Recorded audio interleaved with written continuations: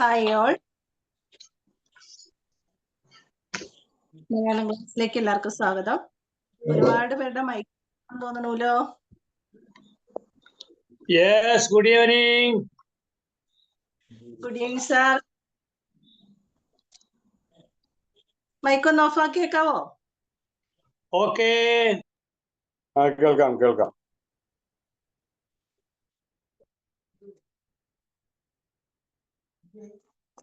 അപ്പൊ നമുക്ക് നമ്മളെ കഴിഞ്ഞ ദിവസം 22 ചാപ്റ്റർ വരെ ആയിരുന്നു എടുത്തത് അല്ലെ. അപ്പൊ നമുക്ക് ഇന്ന് 23-ാമത്തെ പാഠമാണ്. നമ്മൾ കവിതാ വിഭാഗമാണ് പഠിക്കണേ അല്ലെ. അപ്പൊ അന്നത്തെ പുണ്യം, അതാണ് നമുക്ക് ഇന്നത്തെ പഠിക്കാനുള്ള കവിതയായിട്ടുള്ളത്. ഇനി നമുക്ക് എടുക്കാനുള്ളത് 4 ചാപ്റ്ററും കൂടെ ഉണ്ട്. അപ്പൊ അത് നമുക്ക് ഒരു 2 ക്ലാസ്സോട് കൂടി തീർക്കാമെന്ന് വിചാരിക്കുന്നു. പിന്നെ പിന്നെയുള്ളത് നമുക്ക് റിവിഷന്റെ സമയമാണ്. അപ്പൊ റിവിഷന്റെ സമയത്ത് നമ്മൾ ഓരോ ഭാഗങ്ങളും വീണ്ടും എടുത്ത് റിവിഷൻ ചെയ്തുകൊണ്ടാണ് പോകുന്നത്. അപ്പൊ അതുകൊണ്ട് ഇനിയുള്ള ദിവസങ്ങളൊക്കെ നമുക്ക് വളരെ പ്രധാനപ്പെട്ടതാണ്. നമുക്കറിയാലോ, നമുക്ക് എക്സാമിലേക്ക് പോകുന്നതിന് മുമ്പ് നമ്മൾ നന്നായി പ്രിപ്പയർ ചെയ്താൽ മാത്രമേ നമുക്ക് നല്ലൊരു എഴുതാനായിട്ടൊരു നമുക്കൊരു ഫ്ലുവൻസി കിട്ടുള്ളൂ. നമുക്ക് ഓൺലൈൻകാരാകുമ്പോൾ കുറച്ചും കൂടി ഒരു ശ്രദ്ധിക്കണം, ഇരുന്ന് എഴുതാനൊക്കെ ആയിട്ടൊരു സമയം ഒന്ന് കണ്ടെത്തിയിട്ട്. അപ്പൊ നമുക്കറിയാം, നിങ്ങളൊന്ന് മനസ്സിലൊന്ന് കണക്ക് കൂട്ടി വെച്ച്, ഞാൻ പറയാറുണ്ടല്ലോ എത്ര പേപ്പർ വേണം, മിനിമം എങ്ങനെ എഴുതണം. അപ്പൊ ചുമ്മാ വീട്ടിൽ നിങ്ങൾ ഇരിക്കുമ്പോൾ അത് നിങ്ങൾക്ക് സമയം കിട്ടുന്നതനുസരിച്ച് ഒന്ന് എഴുതി നോക്കണം കേട്ടോ. അപ്പം നമ്മൾ എക്സാം നടത്തുമ്പോൾ, മോഡൽ എക്സാം നടത്തുമ്പോൾ നിങ്ങൾ തീർച്ചയായിട്ടും എക്സാം എഴുതുക. ശരിയോ തെറ്റോ ആയിക്കോട്ടെ, നമ്മൾ പഠിക്കുന്നതിനനുസരിച്ച് നമ്മളായി വരുള്ളൂ. അപ്പൊ നിങ്ങൾ അറ്റൻഡ് ചെയ്യുക, ശരിയോ തെറ്റോ ആയിക്കോട്ടെ. അത് ഒരു ഭാഗത്തിരുന്നോട്ടെ, തെറ്റി പോകുന്നോർത്ത് അറ്റൻഡ് ചെയ്യാതിരിക്കരുത്. എല്ലാ ക്വസ്റ്റ്യനും നിങ്ങൾ അറ്റൻഡ് ചെയ്യണം. അറിയാവുന്നത് എഴുതി വെക്കുക. നമ്മൾ റിവിഷൻ ചെയ്യുന്നതനുസരിച്ച് ലാസ്റ്റ് ആകുമ്പോഴത്തേക്ക് എല്ലാ ക്വസ്റ്റ്യനും നമുക്ക് ഈസി ആയിട്ട് അറ്റൻഡ് ചെയ്യാനായിട്ട് സാധിക്കും. പക്ഷെ ഒന്നും വിട്ടുകളയരുത്. ഒരു ക്വസ്റ്റ്യൻ പോലും അവോയ്ഡ് ചെയ്തുകൊണ്ട് അടുത്ത ക്വസ്റ്റ്യനിലേക്ക് പോകരുത്. അറിയാവുന്ന എന്ത് ചെയ്യുക, ആദ്യമേ എഴുതുക. അതിനുശേഷം അറിയില്ലാത്തത് ആലോചിക്കാൻ ഇരുന്നാൽ മതി. നല്ല സ്പീഡിൽ എഴുതുക. പേപ്പറുകൾ ഒരു 5 8 പേപ്പറുകൾ മേടിച്ച് ഇങ്ങനെ സ്പീഡിൽ എഴുതി പോയി കഴിഞ്ഞാൽ നമുക്ക് എക്സാം ടൈമിലേക്ക് എത്തുമ്പോഴത്തേക്ക് നല്ല ഫ്ലുവന്റ് ആയിട്ട് എഴുതാൻ പറ്റും. സമയം ഒരു ഘടകമാണ്, നമ്മൾ എഴുതുന്ന ഒരു ഘടകമാണ്. നമുക്ക് സ്പീഡ് കിട്ടും, നന്നായിട്ട് എഴുതാൻ പറ്റും, നമ്മുടെ ഹാൻഡ് റൈറ്റിംഗ് ശരിയാക്കാൻ പറ്റും അല്ലെ. നമ്മൾ എഴുതിയൊക്കെ കുറച്ച് നമ്മുടെ കയ്യക്ഷരമൊക്കെ നമുക്കറിയാലോ പ്രശ്നമുണ്ട്. അപ്പൊ അതൊക്കെ നമുക്ക് ശരിയാക്കാനായിട്ട് പറ്റും ഈ ഒരു സമയം എന്ന് പറയുന്നത്. അപ്പൊ ഞാൻ പറയുന്ന കാര്യങ്ങൾ എന്ത് ചെയ്യുക, നോട്ട്ബുക്ക് ഉണ്ടല്ലോ, അപ്പൊ നോട്ട്ബുക്കിലേക്ക് എഴുതിയേക്കുക. അയക്കാനൊന്നും അല്ല കേട്ടോ, നിങ്ങൾക്ക് വീട്ടിലിരുന്നൊന്ന് ചെയ്യാൻ വേണ്ടിയിട്ടാണ് പറയുന്നത്. അപ്പൊ അന്ന് എഴുതി നോക്കുക. അപ്പൊ എഴുതി നോക്കുമ്പോൾ എന്ത് ചെയ്യും, ഒരു പ്രാവശ്യം എഴുതുമ്പോഴെങ്കിലും നമ്മുടെ കയ്യക്ഷരം പോലെ തന്നെ നമ്മുടെ മനസ്സിൽ നിൽക്കും നമ്മൾ പഠിക്കുന്ന കാര്യങ്ങള്, എഴുതുന്ന കാര്യങ്ങള്.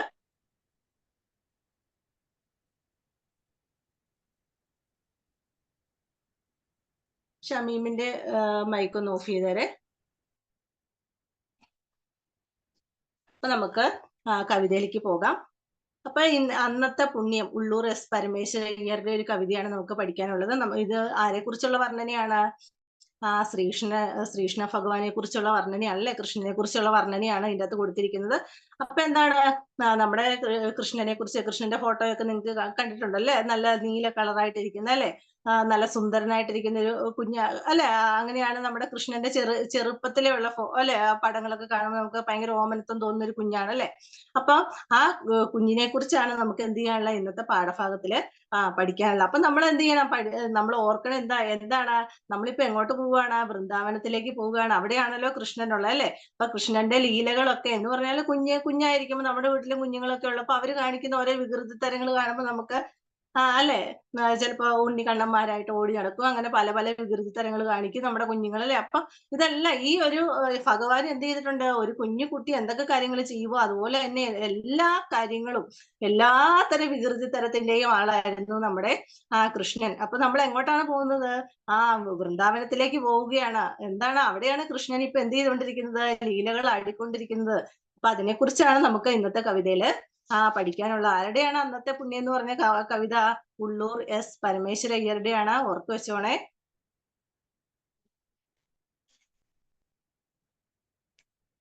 അപ്പൊ അതിന്റെ പാഠാപഗ്രഥനം നമുക്ക് പെട്ടെന്ന് നോക്കാം. പേജ് നമ്പർ 209 ആട്ടോ, 209 പേജ്.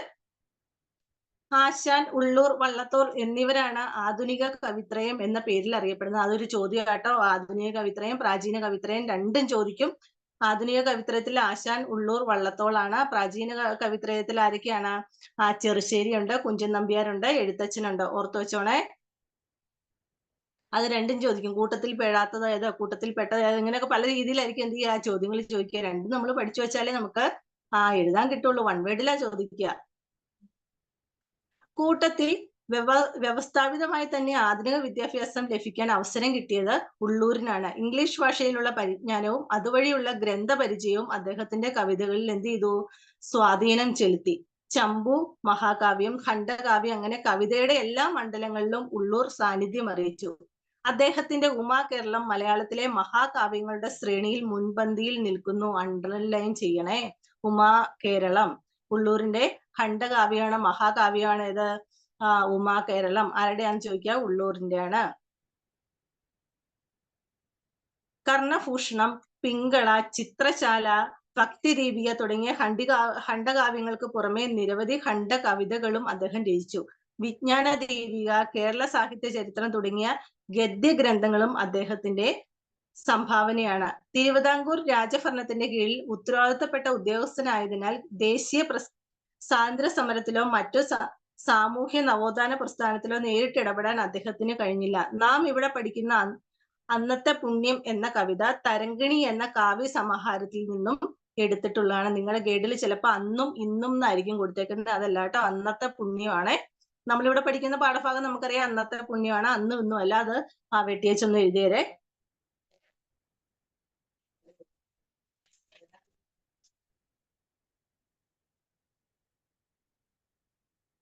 അപ്പൊ പേന ഒരെണ്ണം കയ്യിലെടുത്തോണേ. നമ്മൾ കവിതയാണ് പഠിക്കുന്നത്, അല്ല പെൻസിൽ ഒരെണ്ണം കയ്യിലെടുത്തോണേ. പറയുമ്പോൾ അണ്ടർലൈൻ ചെയ്യണം. വാക്കുകളുടെ അർത്ഥം പറയുമ്പോൾ എഴുതി വെക്കണം.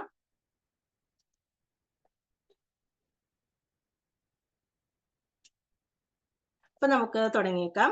Page number 207. അപ്പൊ നമ്മള് എങ്ങോട്ടാണ് പോകുന്നത്? നമ്മളിപ്പോ വൃന്ദാവനത്തിലാണ് അല്ലെ. കുഞ്ഞു കൃഷ്ണനാണ്, ഒരു 4-5 വയസ്സുള്ള കുഞ്ഞു കൃഷ്ണനാണ്. അവന്റെ ലീലകളാണ് നമ്മൾ ഇനി എന്ത് ചെയ്യാൻ പോകുന്നത്? പഠിക്കാനായിട്ട് പോകുന്നത്. അപ്പൊ ആ കൃഷ്ണന്റെ ജീവിതം, അദ്ദേഹം ജനിച്ചത് മുതൽ അദ്ദേഹത്തിന്റെ മരണം വരെയുള്ള ഒരു കാര്യത്തെ കുറിച്ച് ഇതിന്റെ അകത്ത് എന്ത് ചെയ്യുന്നുണ്ട്? പറഞ്ഞു പോകുന്നുണ്ട് ഉള്ളൂര്. അപ്പൊ നമുക്ക് നോക്കാം. കാളിന്തി ആറ്റിൻകരയിൽ കണ്ണിനമൃതധാരയായി പരപ്പിലുട്ടൊരോമൽ പച്ച പുൽത്തകിടിക്കപ്പുറം. അപ്പൊ കാളിന്തി നദിയെ കുറിച്ചാണ്, യമുനാ നദിയെ കുറിച്ചാണ് പറയുന്നത് കേട്ടോ. കാളിന്തി നദി ഏതാണ്? യമുനാ നദിയാണ്. അപ്പൊ എന്താണ്? ഈ കാളിന്തി യമുനാ നദിയുടെ തീരത്താണ് ആരെ ഇങ്ങനെ കളിച്ചുകൊണ്ടിരിക്കുന്നത്? കൃഷ്ണൻ കളിച്ചുകൊണ്ടിരിക്കുന്നത്. അപ്പൊ കൃഷ്ണൻ കളിക്കുന്ന കണ്ടു കഴിഞ്ഞാൽ എന്താണ്? നമ്മുടെ കണ്ണിന് തന്നെ എന്താണ്? ഭയങ്കര ഒരു മനോഹരമായ ഒരു ദൃശ്യമാണ് അല്ലെ. പരപ്പിലുണ്ടൊരോമൽ പച്ച പുൽത്തകിടിക്ക് അപ്പുറം. അന്നത്തെ പുണ്യം 23-ാമത്തെ ചാപ്റ്റർ കേട്ടോ. പരപ്പിലുണ്ടൊരോമൽ പച്ച പുൽത്തകിടിക്കപ്പുറം. അതൊന്ന് അണ്ടർലൈൻ ചെയ്ത് വെച്ച്. ഏതാണ്? പരപ്പിലുണ്ടൊരോമൽ പച്ച പുൽത്തകിടിക്കപ്പുറം. ഏത് ഭൂമിയെ കുറിച്ചാണ് പറയുന്നത്? വൃന്ദാവനത്തെ കുറിച്ചാണ് പറയുന്നത് കേട്ടോ. വൃന്ദാവനം അവിടെ എഴുതി വെക്കണേ, അണ്ടർലൈൻ ചെയ്യണേ. പരപ്പിലുണ്ടൊരോമൽ പച്ച പുൽത്തകിടിക്കപ്പുറം. ഏത് ഭൂമിനെ കുറിച്ചാ ചോദിക്കുന്നതെന്ന് ചോദിച്ചിട്ടുണ്ട്. അത് ഏതിനെ കുറിച്ചാണ്? വൃന്ദാവനത്തിനെ കുറിച്ചാണ് നിങ്ങളുടെ ഗൈഡിന്റെ അകത്തെ ഒന്നാമത്തെ ചോദ്യമാണ് കേട്ടോ അത്. എഴുതാൻ ബുദ്ധിമുട്ടാണെങ്കിൽ ഒന്നാമത്തെ ചോദ്യം ഒന്ന് ടിക്ക് ചെയ്തിട്ടാലും മതി. വൃന്ദാവനം എന്ന അതിവിസ്തൃതവും ആകർഷകവുമായ ഹരിതഭൂമിയെ കുറിച്ചാണ് ഇവിടെ എന്ത് ചെയ്യുന്നത്, പരാമർശിച്ചിരിക്കുന്നത്. അത് ചോദിച്ചിട്ടുണ്ട് കേട്ടോ, എക്സാമിന് ചോദിച്ചിട്ടുള്ളതാണ്. അടുത്ത ഇത് അനന്ത മഹിമാവേന്ദു വേന്ദുമാ വൃന്ദാവന ഭൂമിയിൽ മാടുമേച്ചു കളിച്ചാൻ പോൽ മായാ മാനുഷ്യൻ എൻപുരൻ. അപ്പൊ കൃഷ്ണനെ കുറിച്ചാണ് പറയുന്നത് അല്ലെ. അനന്ത മഹിമാവേന്ദു എന്ന് പറഞ്ഞാൽ എന്താണ്, മേന്മ കൂടിയ ആള് അല്ലെ. നമുക്കറിയാം ഭഗവാനാണ്, ഈശ്വരനാണ്. അപ്പൊ അദ്ദേഹം എന്താണ്, പല ലീലകളും കാണിക്കും. എന്തിനു വേണ്ടിയിട്ടാണ്, ആളുകൾക്ക് എന്തിനു വേണ്ടിയിട്ടാണ്, അവരെ നേർവഴിക്ക് കൊണ്ടുവരാനും അവരുടെ പ്രവൃത്തി നല്ലതാക്കാനും, അങ്ങനെ പല രീതിയിലല്ല നമുക്കറിയാം. നമ്മുടെ ഇവിടെ ഒരുപാട് എന്താണ് മഹാത്മകൾ ഉദയം ചെയ്തിട്ടുണ്ട് അല്ലെ. പല ഇതിലും നമ്മൾ പറയാറുണ്ട്, കൃഷ്ണനുണ്ട്, ശ്രീരാമനുണ്ട്, യേശു ക്രിസ്തു ഉണ്ട്, നബിയുണ്ട്, അങ്ങനെ പലരും അല്ലെ, പല മഹാത്മാക്കളെയും നമുക്കറിയാം. അപ്പൊ അവരൊക്കെ എന്തിനു വേണ്ടിയിട്ടാണ് ഈ ഭൂമിയില് അല്ലെങ്കിൽ ഇവിടെ വന്ന് അവര് ഉദയം ചെയ്തിട്ടുള്ളത്, ജനിച്ചത് എന്തിനു വേണ്ടിയിട്ടാണ്, നമ്മുടെ ആളുകൾക്ക് എന്തിനു വേണ്ടിയിട്ടാണ്, മോക്ഷം പ്രദാനം ചെയ്യുന്നതിന്, സ്വർഗ്ഗലോകം കൊടുക്കുന്നതിന് വേണ്ടിയിട്ടാണ് എന്ത് ചെയ്യുന്നത്, അവരെല്ലാം ഈ ഭൂമിയിൽ വന്ന് അവതരിച്ചിരിക്കുന്നത്. അപ്പൊ കൃഷ്ണനും എന്തിനു വേണ്ടിയിട്ടാണ്, ഈ മോക്ഷത്തെ കൊടുക്കുന്നതിന് വേണ്ടിയിട്ടാണ് അദ്ദേഹം എന്ത് ചെയ്തിരിക്കുന്നത്, ഈ ഭൂമിയിൽ വന്ന് ജന്മം എടുത്തിട്ടുള്ളത്. അപ്പൊ അദ്ദേഹം എങ്ങനെയാണ് ആ വൃന്ദാവന ഭൂമിയിൽ എന്താണ് അവിടെ വന്നിട്ട് എന്താ ചെയ്യുന്നത്, മാടുമേച്ച് കളിച്ചാൻ പോലെ എപ്പോഴും കൃഷ്ണൻ എപ്പോഴും എങ്ങനെയാണ് പശുവിന്റെ ഒക്കെ കൂടെ കുഞ്ഞുങ്ങളുടെ കൂടെ ഓടി കളിച്ചിങ്ങനെ നടക്കുന്നല്ലേ. പശുവിനെ മേയിച്ച് കാലി മേയ്ക്കലാണ് നമ്മുടെ കൃഷ്ണന്റെ മെയിൻ ഏറ്റവും വലിയ വിനോദം എന്ന് പറഞ്ഞാൽ എന്താണ്, കാലികളെ മേയ്ക്കലാണ്. കന്നുകാലികളുടെ പുറകെ അതിനെ ഓടിച്ച് കുഞ്ഞു അല്ലെ പശു കുഞ്ഞുങ്ങളുടെ ഒക്കെ പുറകെ എന്ത് ചെയ്തിട്ടിരിക്കുകയാണ്, പൈക്കട പുറകെ ഇങ്ങനെ ഓടി കളിക്കുന്നതാണ് അദ്ദേഹത്തിന്റെ ഏറ്റവും വലിയ വിനോദം എന്ന് പറയുന്നത്. അപ്പൊ എന്താണ്, മാടും വെച്ച് കളിച്ചാൻ പോൽ മായാ മാനുഷ്യൻ എൻപുരാൻ. ആരെ കുറിച്ചാണ് പറയുന്നത്, മായാ മാനുഷ്യൻ എൻപുരാൻ എന്ന് പറഞ്ഞാൽ കൃഷ്ണനെ കുറിച്ചാണ്. കോടക്കാർ കൊമ്പ് കുത്തുന്ന കോമള തിരുമേനിയിൽ. കോടക്കാർ എന്താ, കോടക്കാർ മഴക്കാരന് നമ്മൾ എന്താ പറയാ, കോടക്കാർ. ഓർത്തോണേ, കോടക്കാർ എന്ന് പറഞ്ഞാൽ എന്താണ്, മഴക്കാറാണ്. അപ്പൊ കോടക്കാർ പോലും കൊമ്പ് കുത്തുന്ന എന്ന് പറഞ്ഞാൽ എന്താ, തോറ്റു പോകുന്ന തരത്തിലാണ് നമ്മുടെ കൃഷ്ണന്റെ ശരീരം. കോമള തിരുമേനി എന്ന് പറഞ്ഞാൽ എന്താണ്, മനോഹരമായ ശരീരം. എങ്ങനെയാണ്, നീല കാർവർണ്ണനാണ് അല്ലെ, കാർവർണ്ണനാണ്, നീല കളറാണ് അദ്ദേഹത്തിന്റെ ശരീരം, നല്ല നീലിമയാണ് അല്ലെ. അപ്പൊ എന്താണ്, മഴക്കാറ് പോലും കോടക്കാർ പോലും തോറ്റു പോകുന്ന തരത്തിലാണ് അദ്ദേഹത്തിന്റെ അതിമനോഹരമായ ശരീരം. മഴമിന്നൽ തൊഴുമട്ടിൽ മഞ്ഞപ്പട്ടാട ചാർത്തിയൻ. പിന്നെ എന്താണ്, മഴമിന്നല് ഇടിമിന്നൽ പോലും തോറ്റു പോകുന്ന തരത്തിലാണ് എന്താ അദ്ദേഹം ധരിച്ചിരിക്കുന്ന മഞ്ഞപ്പട്ടാട എന്ന് പറഞ്ഞാൽ എന്താണ്, അദ്ദേഹം ധരിച്ചിരിക്കുന്നത് ഒരു വസ്ത്രം, പട്ടു വസ്ത്രമാണ് അല്ലെ. നമുക്കറിയാം ഈ നമ്മുടെ ഹിന്ദു പുരാണം അനുസരിച്ച് അവര് ധരിച്ചിരിക്കുന്ന ഒരു വസ്ത്രം കണ്ടിട്ടുണ്ടല്ലോ, അവർ ഉടുക്കുന്ന ഒരു രീതി കണ്ടിട്ടുണ്ടല്ലോ. അപ്പൊ ആ ഒരു വസ്ത്രത്തിന് നമ്മൾ എന്ത് പറയാ, മഞ്ഞപ്പട്ടാട എന്ന് പറയുന്നത്. മഞ്ഞ പട്ടുവസ്ത്രം എന്ന് മാത്രമേ ഉള്ളൂ. അപ്പൊ എന്താണ്, ഇനി നമ്മുടെ ആകാശത്തെ ഇടിമിന്നൽ പോലും തോറ്റു പോകുന്ന തരത്തിൽ അത്രയും വെട്ടിത്തിളങ്ങുന്നതാണ് ആരുടെ വസ്ത്രം എന്ന് പറയുന്നത്, നമ്മുടെ കൃഷ്ണന്റെ വസ്ത്രം. അത് ഓർത്തോണേ, വൺവേടാണേ. മഴമിന്നൽ തൊഴുമട്ടിൽ മഞ്ഞപ്പട്ടാട ചാർത്തിയൻ ആരാണ്, കൃഷ്ണനാണ്. അപ്പൊ നമുക്ക് ചോദിക്കാം, മഴമിന്നൽ തൊഴുമട്ടിൽ എന്താ ചാർത്തിയിരിക്കുന്നതെന്ന് ചോദിക്കാം. എന്താണ് ചാർത്തിയിരിക്കുന്നത്, മഞ്ഞപ്പട്ടാടയാണ്, മഞ്ഞപ്പട്ട് വസ്ത്രമാണ്.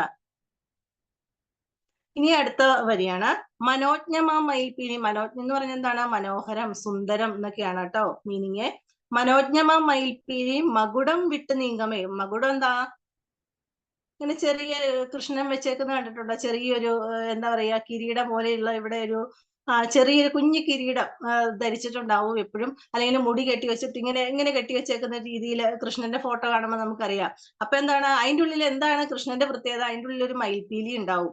അപ്പൊ അതെന്താണ്, ഓടിക്കളിച്ചതിന്റെ കൂട്ടത്തിൽ എന്ത് ചെയ്തു, ഈ മയിൽപീലി എന്ത് ചെയ്തു, ഇതിൽ നിന്നൊക്കെ ചാടി എന്ത് ചെയ്തു, മാറിപ്പോയി, മകുടം വിട്ട് എന്ത് ചെയ്തു, നീങ്ങിപ്പോയി. ഇതിന്റെ അകത്തുനിന്ന് എന്ത് ചെയ്തു, കിരീടത്തിന്റെ അകത്തുനിന്ന് എന്ത് ചെയ്തു, നീങ്ങിപ്പോയിരിക്കുകയാണ്.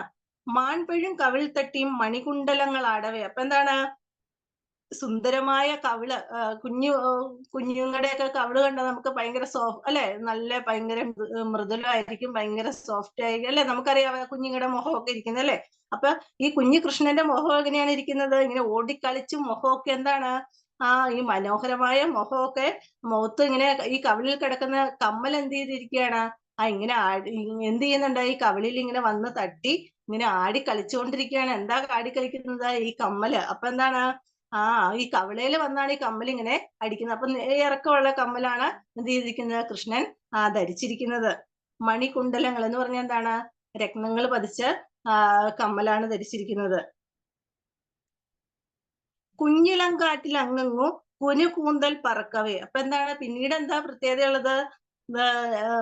ഈ ചെറിയ കാറ്റം കടിക്കുമ്പോഴത്തേക്ക് കുനുകൂന്തൽ എന്താ, ഇങ്ങനെ ഇങ്ങനെ ഇവിടെ ഇങ്ങനെ ചുരുണ്ട് ചുരുണ്ട് കിടക്കുന്ന കുഞ്ഞുങ്ങളുടെ മുടി കണ്ടിട്ടില്ലേ? കുഞ്ഞു വാവന്മാരുടെ ഒക്കെ മുടി ഇങ്ങനെ ഇവിടെ ഇങ്ങനെ ചുരുണ്ട് ചുരുണ്ട് കിടക്കുന്ന ആ മുടിക്കാണ് നമ്മൾ എന്താ പറയാ, കുനുകൂന്തല് അല്ലെ? ചുരുണ്ട് കിടക്കുന്ന ഫ്രണ്ടിൽ ഇങ്ങനെ ചുരുണ്ട് ചെറുതായിട്ട് കിടക്കുന്ന അതെന്താണ്, കാറ്റ് വരുമ്പോഴത്തേക്ക് എന്ത് ചെയ്യാണ്, കൃഷ്ണന്റെ നല്ല ചുരുണ്ട മുടിയാണ്. അപ്പൊ കാറ്റ് വരുമ്പോഴത്തേക്ക് എന്ത് ചെയ്യും, ഇതിങ്ങനെ എന്ത് ചെയ്യും, പറക്കും കാറ്റത്ത്. ഗോപിക്കുറി വിയർപ്പുറ്റ കുളിർനെറ്റിയിൽ മായവേ. എപ്പോഴും കൃഷ്ണന്റെ വേറൊരു പ്രത്യേകത എന്താണ്, ഒരു ഗോപിക്കുറി തൊടും അല്ലെ? ഗോപിക്കുറി എന്ന് പറഞ്ഞാൽ എന്താണ്, ഇങ്ങനെ മേളിലോട്ട് തൊടുന്ന ആ ഒരു പൊട്ടിനാണ്, ചന്ദ്ര പൊട്ടിനാണ് നമ്മൾ എന്ത് പറയാ, ഗോപിക്കുറി എന്ന് പറയാ. അപ്പൊ ഈ ഗോപിക്കുറി എന്ത് ചെയ്തു, ഓടിക്കളിക്കുന്ന കൂട്ടത്തിൽ വേർക്കൂല. അപ്പൊ വേർക്കുമ്പോ എന്ത് ചെയ്തു, ഇത് ഗോപിക്കുറിയൊക്കെ എന്ത് ചെയ്തു, മാഞ്ഞു പോയിക്കൊണ്ടിരിക്കുകയാണ്. കനിവാറ്റിൻ തിരക്കോളിൽ കടക്കൺകോൺ കളിക്കവേ. അപ്പൊ എന്താണ്, അദ്ദേഹത്തിന്റെ ഒരു പ്രത്യേകതയാണ്, എപ്പോഴും എല്ലാവരോടും എന്താണ്, ഒരു സൗമ്യഭാവത്തിൽ പെരുമാറുന്ന ആളാണ് നമ്മുടെ കൃഷ്ണൻ. എപ്പോഴും എന്താണ്, എപ്പോഴും പുഞ്ചിരിച്ചുകൊണ്ട് എല്ലാവരോടും ഒരു കനിവ് പ്രകടിപ്പിക്കുന്ന ഒരാളാണ് ആര്, നമ്മുടെ കൃഷ്ണൻ. അപ്പൊ എപ്പോഴും എന്താണ്, ഈ അങ്ങോട്ടും ഇങ്ങോട്ടും ഓടിക്കടിക്കുമ്പോ നമ്മുടെ കണ്ണ് എന്ത് ചെയ്യും, എപ്പോഴും എപ്പോഴും അങ്ങോട്ടും ഇങ്ങോട്ടും എന്ത് ചെയ്തുകൊണ്ടിരിക്കും, വെട്ടിക്കൊണ്ടിരിക്കും അല്ലെ? അപ്പൊ നമുക്ക് അങ്ങനെ ഇങ്ങോട്ട് നമ്മളിപ്പോ ഓടുവാണ്, അങ്ങോട്ടും ഇങ്ങോട്ടൊക്കെ നോക്കി കളിച്ച് ചിരിച്ച്, അപ്പൊ എന്ത് ചെയ്തോണ്ടിരിക്കും നമ്മുടെ കണ്ണ്, എപ്പോഴും അങ്ങനെ ഈ ഇങ്ങനെ കിടന്ന് എന്ത് ചെയ്തോണ്ടിരിക്കും, അങ്ങോട്ടും ഇങ്ങോട്ടൊക്കെ മാറിക്കൊണ്ടിരിക്കും. തൂവൺ ചെരി ചെറും ചിരിപ്പൈമ്പാൽ സുന്ദരസേനു തൂകവേ. അപ്പൊ ചിരി എങ്ങനെയാന്നാ പറഞ്ഞേ, ഈ പാലൊക്കെ കുടിച്ചിട്ട് ഇങ്ങനെ ചുണ്ട് ഇങ്ങനെ ഇവിടെ ഇവിടെ ഒക്കെ ഇങ്ങനെ വെളുത്ത പാലൊക്കെ കുടിച്ചിട്ട് നമ്മുടെ പൈക്കിടാവുകളൊക്കെ ഈ പാലൊക്കെ അമ്മയുടെ പാലൊക്കെ കുടിച്ചിട്ട് വരുമ്പോഴത്തേക്കും ഇരിക്കില്ലേ, ഇവിടെയൊക്കെ എന്ത് ചെയ്യും, രണ്ട് സൈഡിലൊക്കെ പാലിന്റെ ഒക്കെ പറ്റി പിടിച്ച് ഒരു ചിരിക്കുമ്പോ ഒരു മനോഹരമായ ഒരു ചിരിയായിരിക്കും അവരെ പുഞ്ചിരി കാണാനായിട്ടല്ലേ? അപ്പൊ കൃഷ്ണനും എന്താണ്, ആ ചിരി കണ്ടാൽ എന്ത് ചെയ്യും, ഒരു പൈമ്പാലിനോടാണ് അല്ലെ എന്ത് ചെയ്തിരിക്കുന്നത്, പശുവിൻ പാലിനോട്, ആ പാലിന് പോലെ വെണ്മയാണ് ആ ചിരിക്കുന്ന ചിരി കണ്ടാലെന്നാണ് ആര് ഉദ്ദേശിക്കുന്നത്, കവി ഇവിടെ ഉദ്ദേശിക്കുന്നത്. അപ്പൊ നമ്മൾ എന്തൊക്കെ കാര്യങ്ങളാണ് പറഞ്ഞത് ഈ ഒരു ഇതിനകത്ത്? ഒന്നാമതായിട്ട് നമ്മൾ എന്താ പറഞ്ഞത്, ഒന്ന് ഓർത്തോളൂ ഞാൻ പറയുമ്പോ. കാളിന്തി ആറ്റിൻ കരയിലാണ് എന്ത് ചെയ്തത്, കൃഷ്ണൻ ഇവിടെ കളിച്ചുകൊണ്ടിരിക്കുന്നത്. അവിടെയാണ് വൃന്ദാവനം, കാളിന്തി അല്ലെ യമുനാ നദിയുടെ തീരത്താണ് വൃന്ദാവനം എന്ന മനോഹരമായ ഹരിതാഭമായ ഭൂപ്രദേശം ഉള്ളത്. അവിടെയാണ് കൃഷ്ണൻ എന്ത് ചെയ്യുന്നത്, വസിക്കുന്നത്. അവിടെയാണ് അദ്ദേഹത്തിന്റെ ലീലകളെല്ലാം ആടിക്കൊണ്ടിരിക്കുന്നത് അല്ലെ? പിന്നെയോ ഈ വൃന്ദാവന ഭൂമിയിൽ എന്ത് ചെയ്യാണ്, പശുക്കളെയൊക്കെ മേയിച്ച് ഒരു സാധാ മനുഷ്യ കുഞ്ഞായിട്ട് എന്ത് ചെയ്യാണ്, അവിടെ ലീലകളൊക്കെ ആടിക്കൊണ്ടിരിക്കുകയാണ്. 207 പേജാണേ. പിന്നെ എന്താണ് അദ്ദേഹത്തിന്റെ പ്രത്യേകതകളായിട്ട് പറയുന്നത്, ഈ ആടും മേച്ച് കിടക്കുന്ന ആരാണ്, എന്റെ ഭഗവാനായ കൃഷ്ണനാണ്. പിന്നെ എന്താണ് അദ്ദേഹത്തിന്റെ പ്രത്യേകത, മഴക്കാറ് തോറ്റു പോകുന്ന തരത്തിലുള്ള നീലിമയാണ് അദ്ദേഹത്തിന്റെ ശരീരം, നീല കളറാണ്, അതുപോലെ സുന്ദരമാണ് കൃഷ്ണന്റെ ശരീരം. പിന്നെ എന്താണ് അദ്ദേഹത്തിന്റെ പ്രത്യേകത ഉള്ളത്, മഴമിന്നൽ എന്ന് പറഞ്ഞ ഇടിമിന്നൽ പോലും തോറ്റു പോകുന്ന തരത്തിലുള്ള മഞ്ഞ പട്ടുവസ്ത്രമാണ് അദ്ദേഹം ധരിച്ചിരിക്കുന്നത്. പിന്നെ എന്താണ് വേറെ പ്രത്യേകത ഉള്ളത്, മനോഹരമായ മയിൽപ്പീലി എന്ത് ചെയ്തിരിക്കുകയാണ്, ഇങ്ങനെ ഒരു ചെറിയ കിരീടമൊക്കെ വെച്ചിട്ട്, അല്ലെങ്കിൽ ഇങ്ങനെ ഒരു മകുടം വെച്ചാണ് എന്ത് ചെയ്യുന്നത്, അതിനകത്ത് ആണ് അമ്മ എന്ത് ചെയ്തിരിക്കുന്നത്, കൃഷ്ണന് ഈ മയിൽപ്പീലി ചാർത്തി കൊടുക്കുന്നത്. അപ്പൊ അതെന്താണ്, ഓടിക്കളിക്കുന്ന കൂട്ടത്തിൽ എന്ത് ചെയ്തു, അതും എന്ത് ചെയ്തു, അവിടുന്ന് മാറിപ്പോയി. പിന്നെ എന്താണ്, മനോഹരമായ കവിളിൽ തട്ടി എന്ത് ചെയ്തിരിക്കുകയാണ്, മണികുണ്ടലങ്ങൾ, കാതിൽ കിടക്കുന്ന കമ്മൽ എന്ത് ചെയ്തിരിക്കുകയാണ്, കവിളിൽ വന്ന് ഇങ്ങനെ തട്ടിയിട്ട് എന്ത് ചെയ്യാണ്, ഇങ്ങനെ ആടിക്കൊണ്ടിരിക്കുകയാണ്. പിന്നെ എന്താണ് പ്രത്യേകത പറഞ്ഞത്, കുഞ്ഞിളം കാറ്റിൽ കുഞ്ഞു കാറ്റ് അല്ലെ, ചെറിയ കാറ്റ് വീശുന്നുണ്ട്. ആ കാറ്റിൽ എന്താണ്, കുനുകൂന്തല്, കൃഷ്ണന്റെ ഇവിടെ ഇങ്ങനെ കിടക്കുന്ന കുറെ കുഞ്ഞു ചുരുണ്ട മുടികൾ അല്ലെ, അതിനാണ് നമ്മൾ എന്താ പറയാ, കുനുകൂന്തല്. അപ്പൊ കുനുകൂന്തൽ എന്ത് ചെയ്യാണ്, ഈ കാറ്റ് വരുമ്പോ എന്ത് ചെയ്യാണ്, പറക്കുന്നുണ്ട്. പിന്നെയോ ധരിച്ചിരിക്കുന്ന ഗോപിക്കുറി എന്ത് ചെയ്തിരിക്കുകയാണ്, ഈ വിയർപ്പ് കൊണ്ട് എന്ത് ചെയ്യാണ്, മാഞ്ഞു തുടങ്ങുന്നുണ്ട്. പിന്നെ എന്താണ്, ഇങ്ങനെ അങ്ങോട്ടും ഇങ്ങോട്ടും ഓടുന്നതിന്റെ ഇടയ്ക്ക് കണ്ണ് എന്ത് ചെയ്യുന്നുണ്ട്, അദ്ദേഹത്തിന്റെ കണ്ണുകളുടെ ഒരു പ്രത്യേകത എന്താണ്, കനിവുണ്ട് അല്ലെ? എല്ലാവരോടും എന്താണ്, ഒരു അനുഭാവപൂർവമായിട്ടാണ് എന്ത് ചെയ്യുക, കൃഷ്ണൻ പെരുമാറുക. അപ്പൊ ആ കണ്ണിലും എന്താണ് എപ്പോഴും ഒരു കനിവ് നമുക്ക് കാണാൻ പറ്റും. അപ്പൊ എന്ത് ചെയ്യും, ഇങ്ങനെ കണ്ണിങ്ങനെ എന്ത് ചെയ്തിട്ടിരിക്കും, എപ്പോഴും ഇങ്ങനെ വെട്ടിച്ച്, നമുക്കറിയാം അങ്ങോട്ടും ഇങ്ങോട്ടും നമ്മൾ ഓടുമ്പോൾ നമ്മുടെ കണ്ണും എന്ത് ചെയ്തുകൊണ്ടിരിക്കും, അങ്ങോട്ടും ഇങ്ങോട്ടും മാറിക്കൊണ്ടിരിക്കും. പിന്നെ അദ്ദേഹത്തിന്റെ ആ ചിരി എന്താണ്, പൈമ്പാലിനോടാണ് എന്ത് ചെയ്തിരിക്കുന്നത്, കവി ഉപമിച്ചിരിക്കുന്നത്. അതുപോലെ എന്താണ്, തൂവെള്ള നിറത്തിലാണല്ലോ പാലിരിക്കുന്നത്, അതുപോലെ സുന്ദരമാണ് എന്ത് ചെയ്യുക, കൃഷ്ണന്റെ ആ പാൽ പുഞ്ചിരി എന്നാ പറയുന്നത്. ഇനി അടുത്ത പേജ് 208 പേജ്.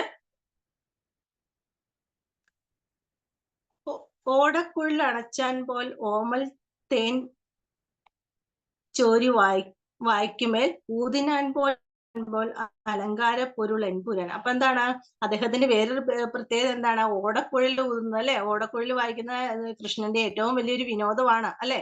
അതെ, അദ്ദേഹത്തിന്റെ ഈ ഓടക്കുഴൽ നാദം കേട്ടുകഴിഞ്ഞാൽ എന്ത് ചെയ്യും, സസ്യങ്ങളും ജന്തുമൃഗാദികളും എല്ലാവരും എന്ത് ചെയ്യും, അതിലേക്ക് ലയിച്ചു പോകും. അപ്പൊ ഈ ഓടക്കുഴൽ എങ്ങനെയാണ് എടുത്ത് വായിക്കുന്നത്, ഓടക്കുഴൽ അണച്ചാൽ പോലെ, ഓടക്കുഴൽ ഇങ്ങനെ വായിൽ ഇങ്ങനെ ചേർത്ത് വെച്ചിട്ടാണ് വായിക്കുക അല്ലെ. അപ്പൊ എന്താണ്, അത് ഈ കുഞ്ഞുമക്കളുടെ വായിൽ നിന്ന് എന്ത് ചെയ്തുകൊണ്ടിരിക്കും, എപ്പോഴും തേൻ ഇങ്ങനെ കിനിഞ്ഞുകൊണ്ടിരിക്കും അല്ലെ. നമുക്കറിയാം നമ്മുടെ വീട്ടിൽ വാവന്മാരൊക്കെ ഉണ്ടെങ്കിൽ അവരുടെ വായിൽ നിന്ന് എന്ത് ചെയ്തുകൊണ്ടിരിക്കും, എപ്പോഴും ഇങ്ങനെ ഒരു തേൻ ഇങ്ങനെ അല്ലെ, അവരുടെ വായിൽ നിന്ന് എപ്പോഴും എന്ത് ചെയ്തുകൊണ്ടിരിക്കും, വെള്ളം ഇങ്ങനെ വരും അല്ലെ. നമ്മൾ എന്താ പറയുക അതിന്, തേൻ എന്ന് പറയുക അല്ലെ. അപ്പൊ എന്താണ്, കൃഷ്ണന്റെ വായിലൂടെ എന്ത് ചെയ്യും, കുഞ്ഞു വാവയാണ്, അപ്പൊ എന്ത് ചെയ്തുകൊണ്ടിരിക്കും, എപ്പോഴും തേൻ ഇങ്ങനെ ഒഴുകിക്കൊണ്ടിരിക്കും. അപ്പൊ അതിന്റെ കൂടെയാണ് എന്ത് ചെയ്യുന്നത്, ഈ ഓടക്കുഴൽ വായിക്കുമ്പോഴത്തേക്കും അതെന്താണ്, കൂടുതൽ മനോഹരമാണ്, മധുരമുള്ളതായിട്ട് എന്ത് ചെയ്യുന്നു, അനുഭവപ്പെടുന്നു എന്നാ പറയുന്നത്. പിന്നെയോ ഊതിനാൻ പോൽ ആടിനാൻ പോൽ അലങ്കാര പൊരുൾ എൻപുരാൻ. ഇതെന്താണ്, ഓടക്കുഴൽ വായിക്കുന്നു, അതിനനുസരിച്ച് ആടുന്നു, ഇതെല്ലാം ചെയ്യുന്നു. ആരാണ്, അലങ്കാര പൊരുൾ എൻപുരാൻ. ആരെ കുറിച്ചാണ് പറയുന്നത്, അലങ്കാര പൊരുൾ എൻപുരാൻ എന്ന് പറയുന്നത്, ശ്രീകൃഷ്ണനെ കുറിച്ചാണ്. അപ്പൊ ആ ഒരു വരിയെ നോക്കിയേ, ഓടക്കുഴൽ എങ്ങനെയാണ്, ഈ തേൻ ചൊരിയുന്ന വായിലേക്ക് ഓടക്കുഴൽ വെച്ച് വായിക്കുമ്പോഴത്തേക്കും എന്ത് ചെയ്യും, അതിന് കൂടുതൽ മനോഹരമാണ്, കൂടുതൽ എന്താണ്, മനോഹരമാണെന്നാണ് ആര് പറയുന്നത്, കവി പറയുന്നത്. ഇനി അടുത്ത 4 വരിയൊന്ന് ശ്രദ്ധിച്ചോണേ. പാലാഴി വാഴുവോൻ വത്സൻ. പാലാഴി വാഴുന്നത് ആരാണ്, പാലാഴിയിൽ വസിക്കുന്ന ആരാണ്, മഹാവിഷ്ണുവാണ്.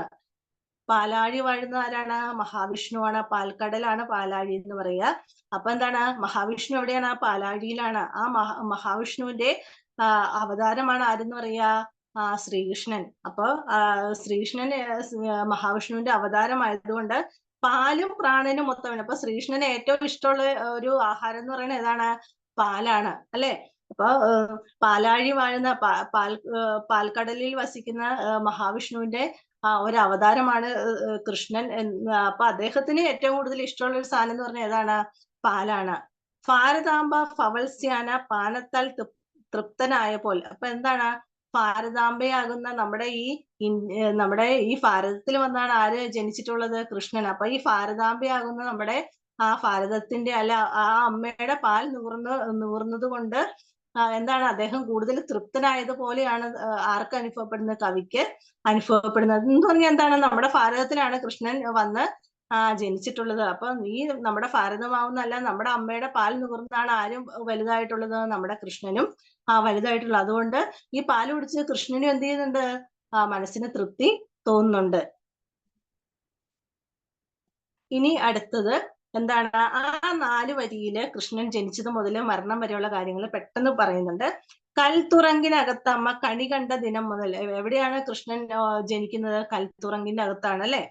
കൽത്തുറങ്കിന്റെ അകത്താണ് എന്ത് ചെയ്യുന്നത്, കൃഷ്ണൻ ജനിക്കുന്നത്. പിന്നെയോ അപ്പൊ കൽത്തുറങ്കിനകത്ത് അമ്മ കണി കണ്ട ദിനം മുതൽ കാട്ടാൽ നെയ്ത കണയാൽ കാർത്താൽ വിണ്ട ദിനം വരെ. അപ്പൊ എന്താണ്, കൽത്തുറങ്കിന്റെ അകത്ത് അമ്മയ്ക്ക് കണി കാണുവാനായിട്ട് ജനിക്കുകയും പിന്നെ എന്താണ്, അദ്ദേഹത്തിന്റെ ലീലകളൊക്കെ ആടി അദ്ദേഹം എങ്ങനെയാണ് അദ്ദേഹത്തിന്റെ സ്വർഗത്തിലേക്ക് പോകുന്നത് എങ്ങനെയാണ്, കാട്ടാൽ നെയ്ത കണയാൽ എന്ന് പറഞ്ഞാൽ എന്താണ്, ഒരു കാട്ടാൽ നെയ്ത അമ്പ് കാലിൽ തറച്ചാണ് എന്ത് ചെയ്യുന്നത്, ശ്രീകൃഷ്ണൻ എന്ത് ചെയ്യുന്നത്, സ്വർഗലോകം പോകുന്നത്. എന്ന് പറഞ്ഞാൽ ഇവിടെ എന്ത് ചെയ്യുന്നത്, അദ്ദേഹത്തിന്റെ മരണം സംഭവിക്കുന്നത്.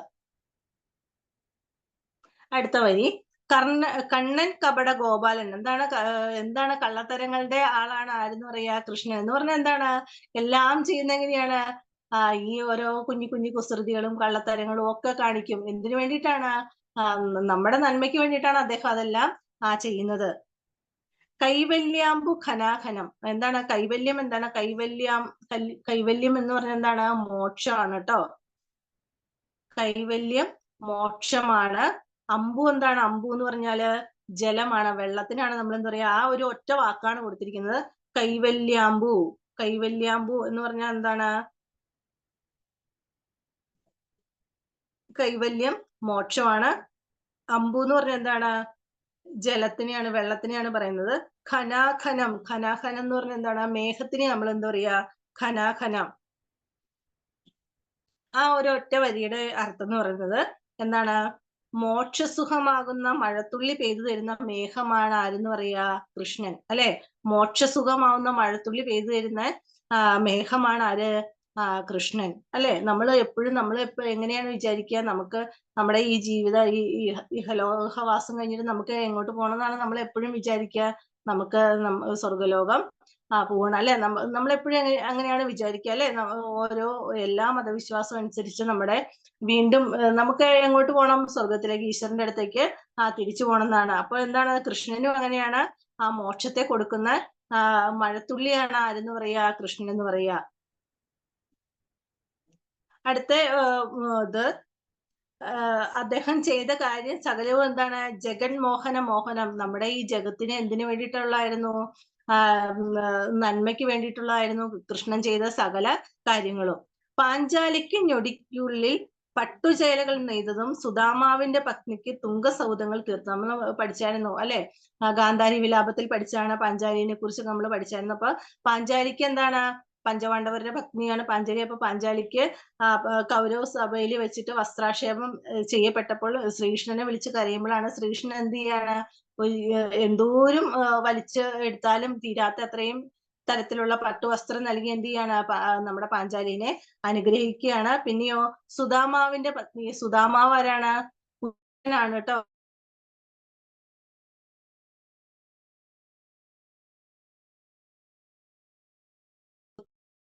ആരെന്ന് പറയാ? സുദാമാവ് അല്ലെങ്കിൽ കുചേലൻ. കുചേലനെ കുറിച്ച് നിങ്ങൾ കേട്ടിട്ടുണ്ടാവുമല്ലോ. അപ്പൊ കുചേലന്റെ മറ്റൊരു പേരാണ് ആരെന്ന് പറയാ? സുദാമാവ്. അദ്ദേഹത്തിന്റെ കുചേലൻ എന്നുള്ള അദ്ദേഹത്തിന്റെ ഒരു ദരിദ്രനായതുകൊണ്ട് കുചേലൻ, അദ്ദേഹത്തിന്റെ പേര് എന്താണ്? സുദാമാവാണ്. അപ്പൊ എന്താണ്?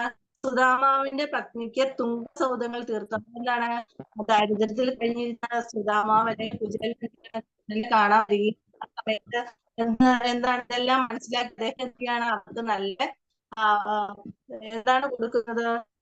നല്ല മണിമാലയാണത് കൊടുക്കുകയും ചെയ്യാണ്. ആരുടെയും മൈക്ക് ഓണായിട്ടാണ് ഇരിക്കുന്നത്. ഓഫ് ചെയ്ത് വെക്കണേ. തുങ്കസൗധം എന്ന വാക്കിന്റെ അർത്ഥം എന്ന് പറഞ്ഞത്? തുങ്കസൗധം എന്ന് പറഞ്ഞാൽ മണിമാളിക, വലിയ കൊട്ടാരം. Okay okay, thank you. തുങ്കസൗധം. ഓക്കെ. ഇനി അടുത്തത് അല്ലേ?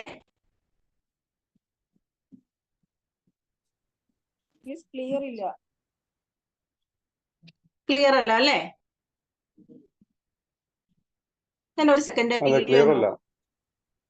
വീഡിയോ ഒന്ന് ഓഫ് ആക്കുവാണേ. ഇപ്പൊ പറയുന്ന ക്ലിയർ ആവുന്നുണ്ടോ?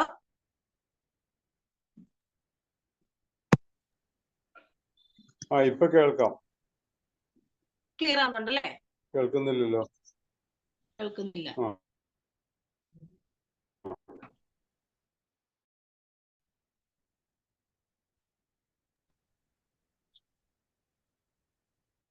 കേൾക്കാൻ പറ്റുന്നുണ്ടോ? കേൾക്കാം. കേൾക്കാം.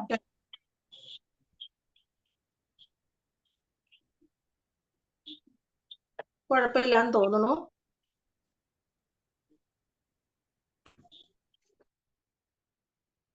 നെറ്റ്വർക്ക് കംപ്ലൈന്റ് ആണെന്ന് തോന്നുന്നു കേട്ടോ. ഇനി നമുക്ക് അടുത്ത വരിയിലേക്ക് പോകാം. താനുണ്ട ചീരയാൽ ദാന്തനുൾ തൃപ്തി ചേർന്നതും. അപ്പൊ എന്താണ് ഇനി അടുത്ത വരികളിലൂടെ ഒരു കൃഷ്ണന്റെ മൊത്തത്തിലുള്ള ഒരു ജീവിതമാണ്, ജീവിതചക്രമാണ് നമുക്ക് പറഞ്ഞിരുന്നത്. അപ്പൊ എന്താണ് അപ്പൊ നമുക്കറിയാം പഞ്ചപാണ്ഡവർ എന്ത് ചെയ്യുന്നു? വനവാസത്തിന് പറഞ്ഞയക്കുന്നുണ്ട്. അപ്പൊ ആ സമയത്ത് എന്ത് ചെയ്യാണ്?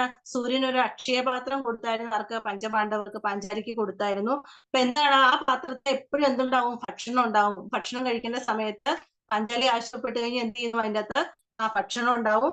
അത് പാത്രം പാഞ്ചാലി ഭക്ഷണം കഴിച്ചു കഴിഞ്ഞാൽ പിന്നീട് ആ സമയത്ത് പിന്നെ ഭക്ഷണം അതിന്റെ തൊണ്ട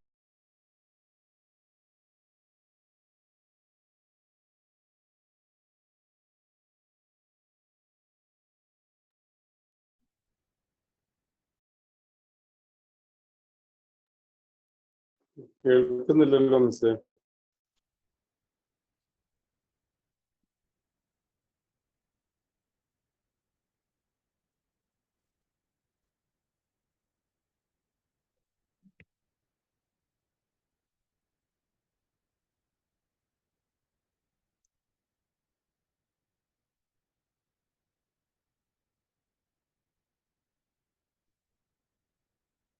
ഇപ്പൊ അടുത്ത വരിയിൽ എന്താണ്? താനുണ്ട ചീരിയൽ ദാന്തന് ഉൾതൃപ്തി ചേർന്നതും വിതുരന്റെ ഗ്രഹങ്ങൾ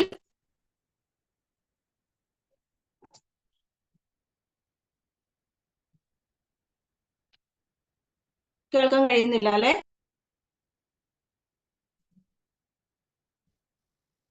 ഇടയ്ക്കിടയ്ക്ക് കേൾക്കുന്നില്ല.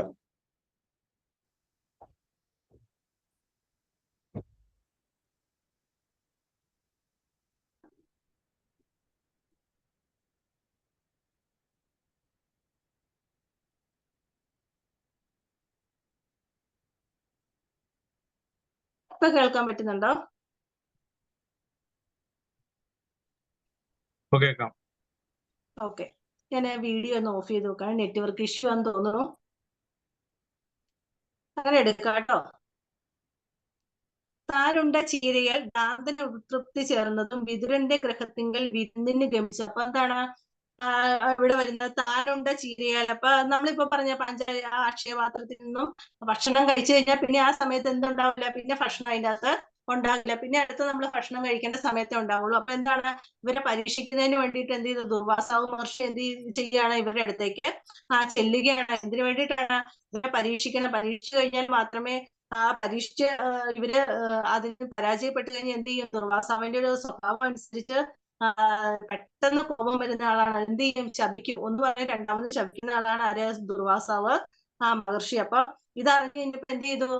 ഇവര് ഭക്ഷണം കഴിച്ച് പാത്രം കഴുകി വെച്ചതിന് ശേഷമാണ് എന്ത് ചെയ്യുന്നത്? ദുർവാസാവ് അങ്ങോട്ട് ചെല്ലുന്നത് പരീക്ഷിക്കുന്നതിന് വേണ്ടിയിട്ടാണ്. അപ്പൊ എന്ത് ചെയ്തു? പെട്ടെന്ന് പാഞ്ചാലി എന്ത് ചെയ്യാണ്? ശ്രീകൃഷ്ണനെ വിളിച്ച് കരയുകയാണ്. അപ്പൊ അദ്ദേഹം എന്ത് ചെയ്തു? ആ സമയത്ത് അവിടെ എത്തി എന്ത് ചെയ്തു? ആ പാത്രം എടുത്തു നോക്കി അതിൻ്റെ ഒരു ഒരു ചെറിയ ചീരക്കഷ്ണം ഉണ്ടായിരുന്നു. അതെടുത്ത് എന്ത് ചെയ്തു? കൃഷ്ണൻ ഭക്ഷിക്കുകയാണ്. അതോടുകൂടി എന്ത് ചെയ്തു? വന്ന മഹർഷിക്കും ഭക്ഷണം കഴിച്ച് തൃപ്തിയായതുപോലെ വയറെന്ത് ചെയ്യാണ്? നിറയുന്നതായിട്ട് തോന്നുകയാണ്. അതാണ് പറയുന്നത്, താനുണ്ട ചീരയാൽ ദാന്തന് ഉൾതൃപ്തി ചെന്നു. ആ ചീര എടുത്ത് കൃഷ്ണൻ കഴിച്ചു കഴിഞ്ഞപ്പം എന്ത് ചെയ്തു? പരീക്ഷിക്കാൻ വന്ന മഹർഷിയുടെ വയറ് നിറഞ്ഞായിട്ട് മഹർഷിക്ക് തോന്നുകയാണ്. പിന്നെ എന്താണ്? വിതുരന്റെ ഗ്രഹത്തിങ്കിൽ വിരുന്നിന് ഗമിച്ചു. എന്താണ്? പാവപ്പെട്ട ഒരാളുടെ അദ്ദേഹത്തിന്റെ വീട്ടിൽ എന്ത് ചെയ്തു? വിരുന്നിന് ചെന്നതും. പിന്നെ എന്താണ്? ആയുധം കയ്യിൽ എന്താതെ അടൽക്കരം അണിഞ്ഞതും. അപ്പൊ എന്താണ്? മഹാഭാരത യുദ്ധത്തെ കുറിച്ചാണ് പറയുന്നത്. ആ യുദ്ധത്തിൽ എന്താണ്? അർജുനന്റെ തേരാളിയായിട്ടാണ് ആര് പോകുന്നത്? കൃഷ്ണൻ പോകുന്ന യുദ്ധത്തില് എന്ത് ചെയ്തിട്ടില്ല? അദ്ദേഹം ആയുധം കയ്യില് എടുക്കാതെയാണ് എന്ത് ചെയ്തത്? അടർക്കളം ദാന്തൻ എന്ന് പറഞ്ഞ വാക്കിന്റെ അർത്ഥം എന്താ? ദാന്തനാണ് മഹർഷിമാരില്ലേ? ഓക്കെ.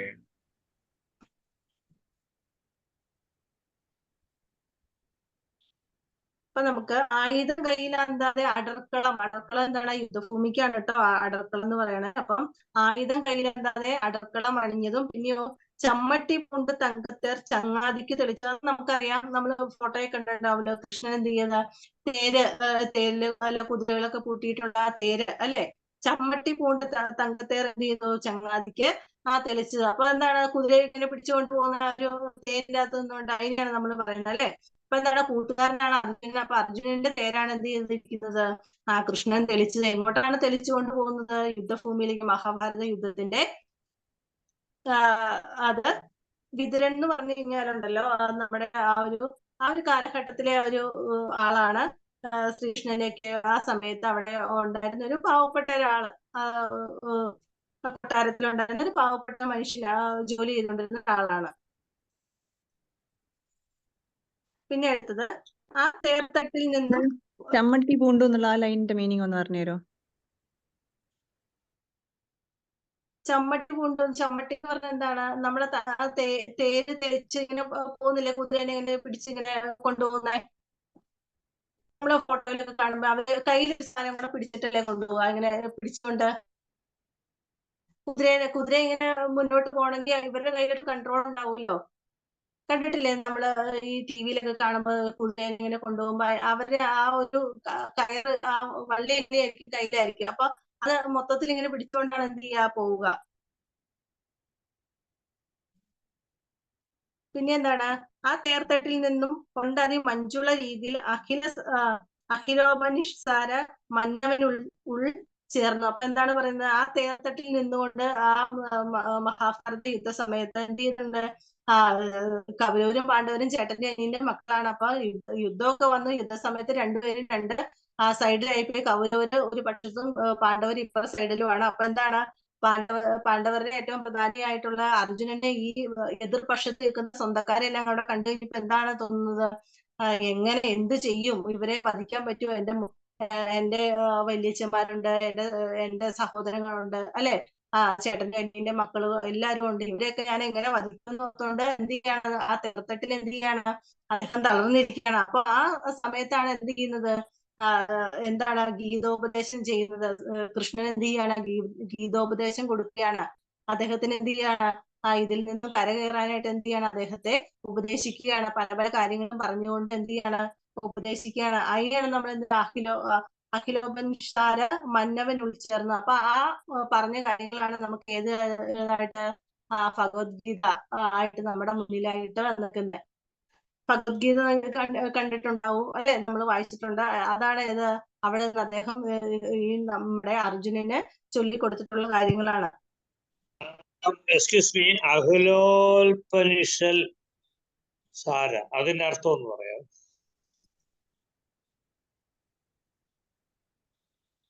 ഒന്നുകൂടെ പറയാമോ? മാം, അഖിലോൽപനിഷാൽ സാര അതൊന്ന് പറയാമോ? അത് ഞാൻ ഇപ്പൊ പറഞ്ഞത്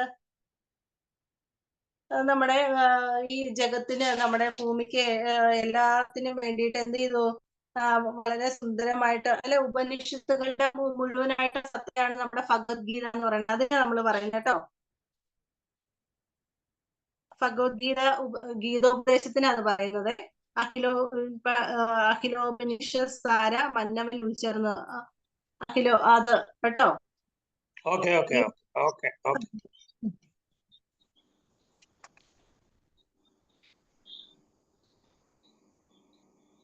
അപ്പോ ആ ഒരു ലൈൻ ഒന്നും കൂടെ ഒന്ന് പറയാവേ. ആ തേർത്തട്ടിൽ നിന്നപ്പോ നമുക്കറിയാം അർജുനന്റെ തേരാണ് നമ്മുടെ കൃഷ്ണൻ അല്ലെ, ആ തേർത്തട്ടിൽ നിൽക്കുകയാണ്. അപ്പൊ അദ്ദേഹത്തിന്റെ സാരഥി തേരാളിയായിട്ടാണ് നമ്മുടെ കൃഷ്ണൻ പോകുന്നത്. അപ്പൊ ആ തേർത്തട്ടിൽ നിന്നുകൊണ്ടാണ് അതിമനോഹരമായ രീതിയിലാണ് എന്ത് ചെയ്യുന്നത്, അർജുനന് ഗീതോപദേശം അദ്ദേഹം എന്ത് ചെയ്യുന്നത്, ചൊല്ലിക്കൊടുക്കുന്നത്. ആ ഗീതോപദേശം എന്തിനു വേണ്ടിയിട്ടാണ്, എല്ലാ മന്നവരായിട്ടുള്ള ആളുകളെയും എന്ത് ചെയ്യുന്നതിന് വേണ്ടിയിട്ടാണ്, നല്ല വഴിക്ക് കൊണ്ടുവരുന്നതിന് വേണ്ടിയിട്ടാണ് എന്ത് ചെയ്യുന്നത്, ഗീതോപദേശം നടത്തിയിരിക്കുന്നത്. അപ്പൊ ഇത്രയാണ് നമുക്ക് പഠിക്കാനുള്ളത്.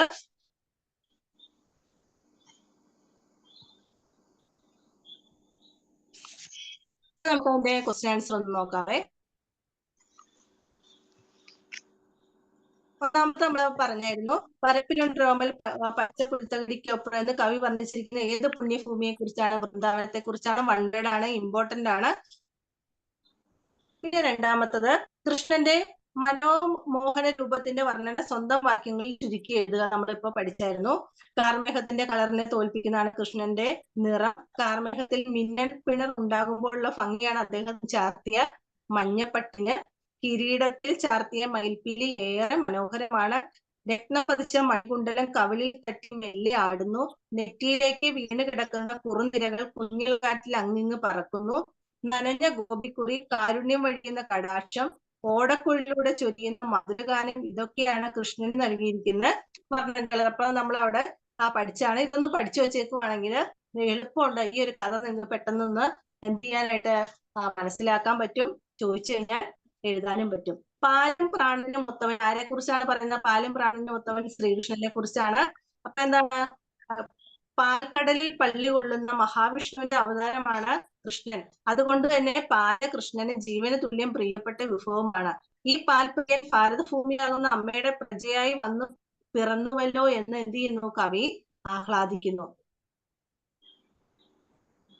കനിമാറ്റിൻ തിരക്കുള്ളിൽ കടക്കൺ കോൺ കളിക്കവേ ഈ പ്രയോഗത്തിന്റെ ചമത്കാരവും സാങ്കത്യവും പരിശോധിക്കുക. കൃഷ്ണന്റെ കണ്ണുകളിൽ കാരുണ്യം നിറഞ്ഞിരിക്കുന്നു. കണ്ണുകളെ കാരുണ്യമാകുന്ന നദിയായി ചിത്രീകരിച്ചിരിക്കുന്നു. ആ നദിയിലെ തിരകം പോലെയാണ് കടക്കൺ കോണുകൾ ചലിക്കുന്നത്. ഒരു സങ്കല്പത്തോട് കണ്ണു ചേർത്ത് മറ്റൊരു സങ്കല്പം രൂപകത്തോട് ബന്ധപ്പെടുത്തിയും ഉൽപ്രേക്ഷയോട് ഇണക്കിയുമാണ് ഈ ഭാഗത്തെ ചമൽക്കാരൻ ഉള്ളൂർ വായനക്കാർക്ക് അനുഭവപ്പെടുത്തി തരുന്നത്.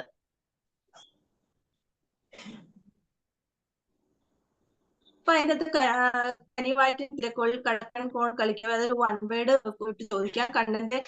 കൃഷ്ണന്റെ കണ്ണുകളിൽ എന്താണ് കാരുണ്യമാണ് നിറഞ്ഞിരിക്കുന്നത് അല്ലെ. കണ്ണുകളെ കാരുണ്യമാകുന്ന നദിയായിട്ട് എന്ത് ചെയ്യുന്നിരിക്കുകയാണ്, ഉപമിച്ചിരിക്കുകയാണ്.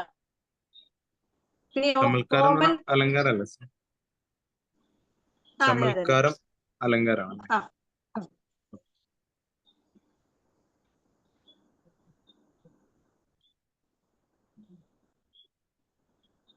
ഇനി അടുത്ത ക്വസ്റ്റ്യൻ എന്ന് പറഞ്ഞാൽ ഓമൽ തേൻ ചോരി വായ, കൃഷ്ണന്റെ വായ ഇങ്ങനെ വിശേഷിപ്പിച്ചിരിക്കുന്നത് എന്തുകൊണ്ട്? വൺ വേർഡ് ക്വസ്റ്റ്യൻ ആണ് കേട്ടോ. ഓമൽ എന്ന് പറഞ്ഞാൽ ഓമനൊക്കെ നമ്മൾ എന്താ പറയാ, കുഞ്ഞുങ്ങളുടെ കുട്ടിത്തത്തെ കുറിച്ചാണല്ലേ നമ്മൾ പറയാ. അപ്പൊ ആ ഓമനത്തെ നമുക്ക് പ്രിയപ്പെട്ട നമ്മുടെ വീട്ടിൽ ഒരുപാട് കൃഷ്ണന്മാരുണ്ടാവും അല്ലെ. അപ്പൊ കുഞ്ഞു മക്കളെല്ലാരും എങ്ങനെയായിരിക്കും, അവര് എപ്പോഴും എന്തായിരിക്കും ഈ കുറുമ്പുകൾ വികൃതിയൊക്കെ കാട്ടിക്കൊണ്ടായിരിക്കും നടക്കുക അല്ലെ. അപ്പൊ തേൻ ചോരുവായ എന്ന പ്രയോഗം തേൻ ചൊരിയുന്ന വായ, മധുരം തുളമ്പുന്ന വായ എന്നൊക്കെയാണ് അർത്ഥം വരുന്നത്. ആ മനോഹരമായ ചുണ്ടിനോട് ചേർത്ത് വെച്ച ഓടക്കുഴൽ വായിക്കുമ്പോൾ ഇരട്ടി മധുരമാണ് വായനക്കാർക്ക് എന്ത് ചെയ്യുന്നത്, പകർന്ന് നൽകുന്നത്. ഇപ്പൊ ഓർത്ത് നോക്കിയാൽ ഇങ്ങനെ തേൻ ഒലിപ്പിക്കുന്ന വായിൽ ഓടക്കുഴൽ ചേർത്ത് വെച്ച് വായിക്കുമ്പോൾ അത് കേൾക്കുമ്പോ എന്താണ്, അതിമനോഹരമാണ് അല്ലെ. അതൊന്ന് ഓർത്താൽ മതി. പിന്നെ ആറാമത്തെ, കൽത്തുറങ്ങിനകത്തമ്മ കണി കണ്ട ദിനം മുതൽ കാട്ടാൾ നെയ്ത കടയായ കാട്ടാൽ വിണ്ട ദിനം വരെ അതിനെ കുറിച്ച് വ്യാഖ്യാനിക്കാനാണ് പറഞ്ഞിരിക്കുന്നത്. അപ്പൊ കൃഷ്ണൻ ജനിച്ചത് മുതലുള്ള കാര്യങ്ങൾ അതിനകത്ത് കൊടുത്തിട്ടുണ്ട്. ഇപ്പൊ നമുക്കറിയാം മഹാവിഷ്ണുവിന്റെ അവതാരമാണ് കൃഷ്ണൻ അല്ലെ. അപ്പൊ അതിനെ കുറിച്ച് കൊടുത്തിട്ടുണ്ട്. അപ്പൊ ജീവിതത്തിലുടനീളം കൃഷ്ണൻ കാണിച്ചത് ലോകത്തെ മയക്കുന്ന വിസ്മയങ്ങളായിരുന്നു. കല്ലുകൊണ്ട് കിട്ടിയ തടവറയ്ക്കുള്ളിൽ പെരുമഴ പെയ്യുന്ന ഒരു അർദ്ധരാത്രിയിലാണ് കൃഷ്ണന്റെ ജനനം. പിറന്ന ഉടനെ വിഷ്ണുവായിട്ട് വിശ്വരൂപം കണ്ട തടവറയിൽ നിന്നും രക്ഷിക്കുവാനുള്ള ഉപായം അമ്മ ദേവകി അമ്മയ്ക്ക് പറഞ്ഞു കൊടുക്കുകയും അങ്ങനെ കൃഷ്ണന്റെ ജനനം അമ്മയ്ക്ക് കണികാണൽ പോലെയും ആയിരുന്നു. കാട്ടാൾ നെയ്ത അമ്മ കാൽവെണ്ണയില് ഏറ്റ് കൃഷ്ണൻ മരിക്കുന്നത് വരെ താൻ കാണിച്ച കപടതകളെല്ലാം ലോകത്തെ പറ്റിക്കാനുള്ളതെല്ലാം മറിച്ച് രക്ഷിക്കാൻ ഉദ്ദേശിച്ചു മാത്രമായിരുന്നു എന്നാണ് ഇതിൻ്റെ അകത്ത് നമ്മൾ സൂചിപ്പിക്കുന്നത്. അതൊക്കെ ഒന്ന് വായിച്ചു വെക്കണേ, നിങ്ങൾക്ക് പെട്ടെന്ന് മനസ്സിൽ കിട്ടും അത് അങ്ങനെയുള്ള കാര്യങ്ങള്. പിന്നെ സ്ത്രീകളോടുള്ള കൃഷ്ണന്റെ കൃപയും കാരുണ്യവും കവിതയിലെ സൂചിപ്പിച്ച് നമ്മൾ ഒന്ന് പറഞ്ഞാണ്. വസ്ത്രാക്ഷേപം ചെയ്ത് കൗരവ സഭയിൽ വെച്ചിട്ട് പാഞ്ചാലിനെ എന്ത് ചെയ്യുന്നു, കൗരവന്റെ രണ്ടാമത്തെ പുത്രൻ എന്ത് ചെയ്തു, ദുശാസന എന്ത് ചെയ്യാണ്, വസ്ത്രാക്ഷേപം ചെയ്യാണ്. അപ്പൊ ആ സമയത്ത് കൃഷ്ണനെ വിളിച്ച് കരയുമ്പോ എന്ത് ചെയ്യാണ്, കൃഷ്ണനാണ് എന്ത് ചെയ്യുന്നത്, വന്ന് രക്ഷിക്കുന്ന 5 ഭർത്താക്കന്മാരുണ്ടായിട്ട് അവർക്കൊന്നും ചെയ്യാൻ കഴിയാത്ത കാര്യം എന്ത് ചെയ്യാണ്, കൃഷ്ണനാണ് എന്ത് ചെയ്യുന്നത്, വന്ന് അവർക്ക് വസ്ത്രം ഒരിക്കലും അഴിയാത്ത അത്രയും നീളമുള്ള വസ്ത്രം നൽകി എന്ത് ചെയ്യാണ്, അനുഗ്രഹിക്കണം. അപ്പൊ ഈശ്വരന് എന്തും സാധിക്കും എന്ന് മാത്രമേ ഉള്ളൂ നമുക്ക് അതിനകത്ത് പറയാനായിട്ട്. നമുക്കറിയാലോ നമ്മൾ ഏത് മതവിശ്വാസമാണ്, നമ്മുടെ ഈശ്വരന് ചെയ്യാൻ കഴിയാത്ത ഒരു കാര്യവുമില്ല. അപ്പൊ നമ്മുടെ ഭക്തരായിട്ടുള്ള ആളുകൾ എന്ത് വിളിച്ച് അദ്ദേഹത്തോട് അല്ലെ ദൈവത്തോട് പറഞ്ഞാൽ എന്ത് ചെയ്യും, അദ്ദേഹം പല രൂപത്തിലും വന്ന് എന്ത് ചെയ്യും, നമ്മളെ രക്ഷിക്കുന്നതാണ് നമ്മുടെ ഒരു വിശ്വാസം. അപ്പൊ കൃഷ്ണനെ വിളിച്ച് എന്ത് ചെയ്യാണ്, ഈശ്വരനാണ്. അപ്പൊ അദ്ദേഹത്തെ വിളിച്ച് പാഞ്ചാലി കരയുമ്പോൾ എന്ത് ചെയ്യാണ്, അവിടെ ചെന്ന് ആ ഒരു സമയത്ത് എന്ത് ചെയ്യണം, വസ്ത്രം കൊടുത്ത് അനുഗ്രഹിക്കുന്നത്. രണ്ടാമതായിട്ട് എന്താണ്, പിന്നെ കുചേലൻ എന്ത് ചെയ്യുന്ന സഹായത്തിന് വേണ്ടിയിട്ട് എന്ത് ചെയ്യണം, കൃഷ്ണൻ സഹപാഠിയാണ് കുചേലൻ. സുധാമാവ് നമ്മള് കവിത പഠിച്ചപ്പോ അദ്ദേഹം ചെല്ലുകയാണ്. അപ്പൊ ആ സമയത്ത് എന്ത് ചെയ്യണം, അദ്ദേഹം ഇവിടെ ചെന്നിരുന്ന അവരും കൊണ്ടാണ് ചെല്ലുന്നത്. അത് മാത്രമേ ഉള്ളൂ, കടുത്ത ദാരിദ്ര്യത്തിലാണ് കുചേലൻ കഴിയുന്നത്. അപ്പൊ ഒരു പിടി അവര് മാത്രമേ കൊടുക്കാനുണ്ടായിരുന്നുള്ളൂ. കൃഷ്ണന്റെ ഒരു സമ്മാനമായിട്ട് കൊടുക്കാൻ രാജാവാണ് കൃഷ്ണൻ അല്ലെ. അപ്പൊ ചെല്ലുമ്പോ ഈ ഓരോ പിടി അവര് കഴിക്കുന്നതിനനുസരിച്ച് എന്ത് ചെയ്യണം, അദ്ദേഹത്തിന്റെ ഈ സുധാമാവിന്റെ കുടിലിന് എന്ത് ചെയ്തുകൊണ്ടിരിക്കുകയാണ്, മാറ്റങ്ങൾ സംഭവിക്കുകയാണ്. 3 പിടി അവല് കഴിക്കുമ്പോഴത്തേക്ക് എന്താണ്, മൊത്തം എന്ത് ചെയ്തിരിക്കുകയാണ്, മാറ്റം സംഭവിക്കുകയാണ്. ദരിദ്രകുടിൽ എന്ത് ചെയ്യുക, മണിമാളികയായിട്ട് മാറി, അവർക്ക് എല്ലാ സ്വത്തുക്കളും ഉണ്ടായി, അങ്ങനെയൊക്കെ. അപ്പൊ എന്താണ്, കൃഷ്ണൻ ഈശ്വരനാണ്. അപ്പൊ ഈശ്വരനെ കൊണ്ട് ചെയ്യാവുന്ന കാര്യങ്ങൾ. പിന്നെ എന്താണ്, വനവാസ കാലത്ത് സൂര്യഭഗവാൻ എന്ത് ചെയ്തു, അക്ഷയപാത്രം കൊടുത്തതും പാഞ്ചാലിക്ക് കൊടുത്തതും.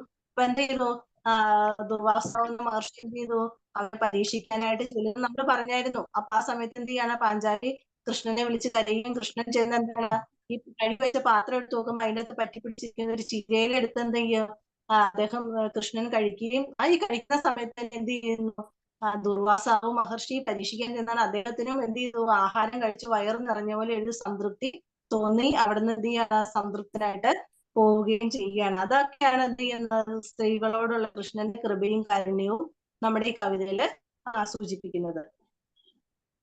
പിന്നെ നമ്മളിപ്പോ പറഞ്ഞു പോയ കാര്യങ്ങളാണ് കൃഷ്ണൻ ചെയ്ത ജഗത്മോഹ കാര്യങ്ങൾ എന്തൊക്കെയാണ്. അത് തന്നെയാണ് റിപ്പീറ്റ് ചെയ്ത് 2 ടൈപ്പിൽ ചോദിച്ചേക്കുന്നത്. രണ്ടും നമ്മളിപ്പോ പറഞ്ഞാണ്. പിന്നെ അടുത്തത് നമുക്ക് ഇതിന്റെ അകത്തെ എസ്സേ ക്വസ്റ്റ്യൻ ആണ്. ചെറു സൂചനകൾ കൊണ്ട് കൃഷ്ണന്റെ ജീവിതകഥ മുഴുവൻ ഒതുക്കി ചുരുക്കി അവതരിപ്പിച്ചിരിക്കുന്നു ഈ കാവ്യഭാഗത്ത് ഉള്ളൂർ എന്ന മഹാകവി വിശദീകരിക്കുക. ഇപ്പൊ നമ്മൾ പറഞ്ഞ കാര്യങ്ങൾ തന്നെയാണ് ഇതിന്റെ. അത് വീണ്ടും റിപ്പീറ്റ് ചെയ്ത് പറയണ്ടല്ലോ. ഇതൊരു ഫുൾ എസ്സേ ആണ് നിങ്ങൾക്ക് തന്നിരിക്കുന്നത് ഈ ഒരു പാഠഭാഗത്തിന്റെ. അപ്പൊ അത് നന്നായിട്ട് പഠിച്ചു വെച്ചാല് ഈ ഒരു 9ാമത്തെ എസ്സേ മാത്രം പഠിച്ചാലും നിങ്ങൾക്ക് ഈ പാഠഭാഗം മുഴുവൻ മനപ്പാഠമാക്കിയ പോലെ പഠിക്കാം. കുറെ കാര്യങ്ങൾ ഇതിന്റെ അകത്ത് കൊടുത്തിട്ടുണ്ട്. അപ്പൊ പഠിച്ചോളൂ. 1 വേർഡ് ഉണ്ട് കേട്ടോ, ഒരുപാട് 1 വേർഡുകൾ കൊടുത്തിട്ടുണ്ട്. പിന്നെ ഇതിന്റെ അകത്ത് അർത്ഥങ്ങൾ ചോദിക്കാം, അർത്ഥങ്ങൾ മിക്കവാറും ചോദിക്കാം. ഇനി നമുക്ക് അടുത്തേതാണുള്ളത്, MT വാസുദേവൻ നായരുടെ കണ്ണാന്തളി പൂക്കളുടെ കാലം. അതൊരു വലിയൊരു വൈജ്ഞാനിക സാഹിത്യ വിഭാഗത്തിൽപ്പെടുന്നതാണ്. അദ്ദേഹത്തിന്റെ രചനയാണ് കൊടുത്തിരിക്കുന്നത്.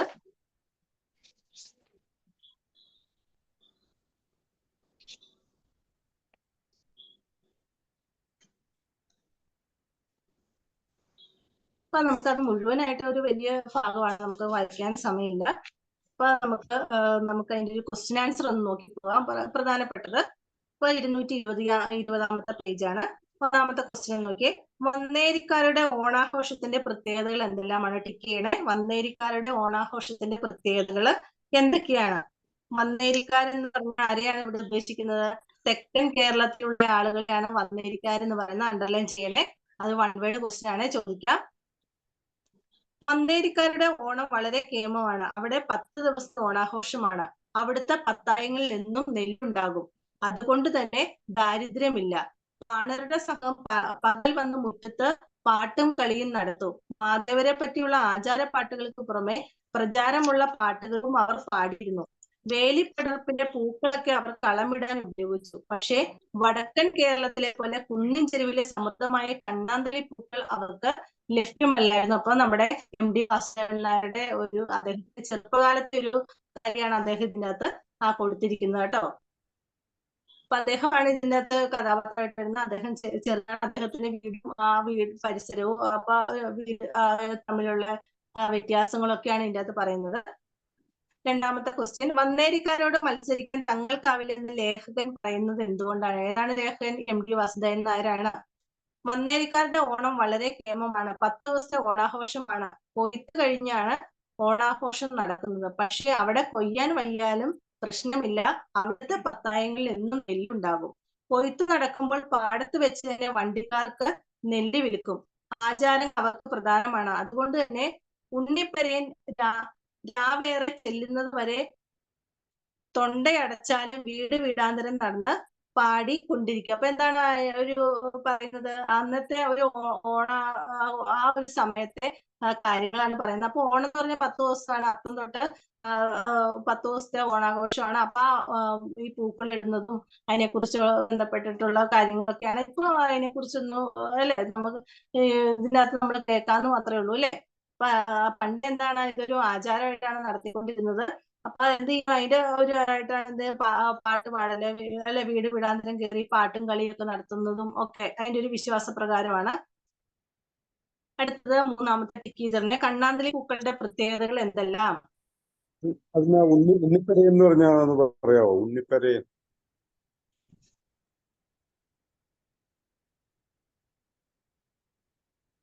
ഉണ്ണിപ്പെര എന്ന് പറഞ്ഞാൽ അന്നത്തെ ഒരു നമ്മുടെ താണ ഭാഗത്തിൽപ്പെട്ട ഒരാളാണ്. അപ്പൊ അവർക്ക് ഈ സമയമാകുമ്പോഴാണ് എന്ത് ചെയ്യുക, വീട് വിടാൻ കയറി പാട്ട് പാടുന്ന ഒരു പാടൻ ആ ഒരു വിഭാഗത്തിൽപ്പെടുന്ന ആളുകളാണ് കേട്ടോ. പാടുന്ന ആളാണ്. പാടുന്നത്. ഓക്കെ.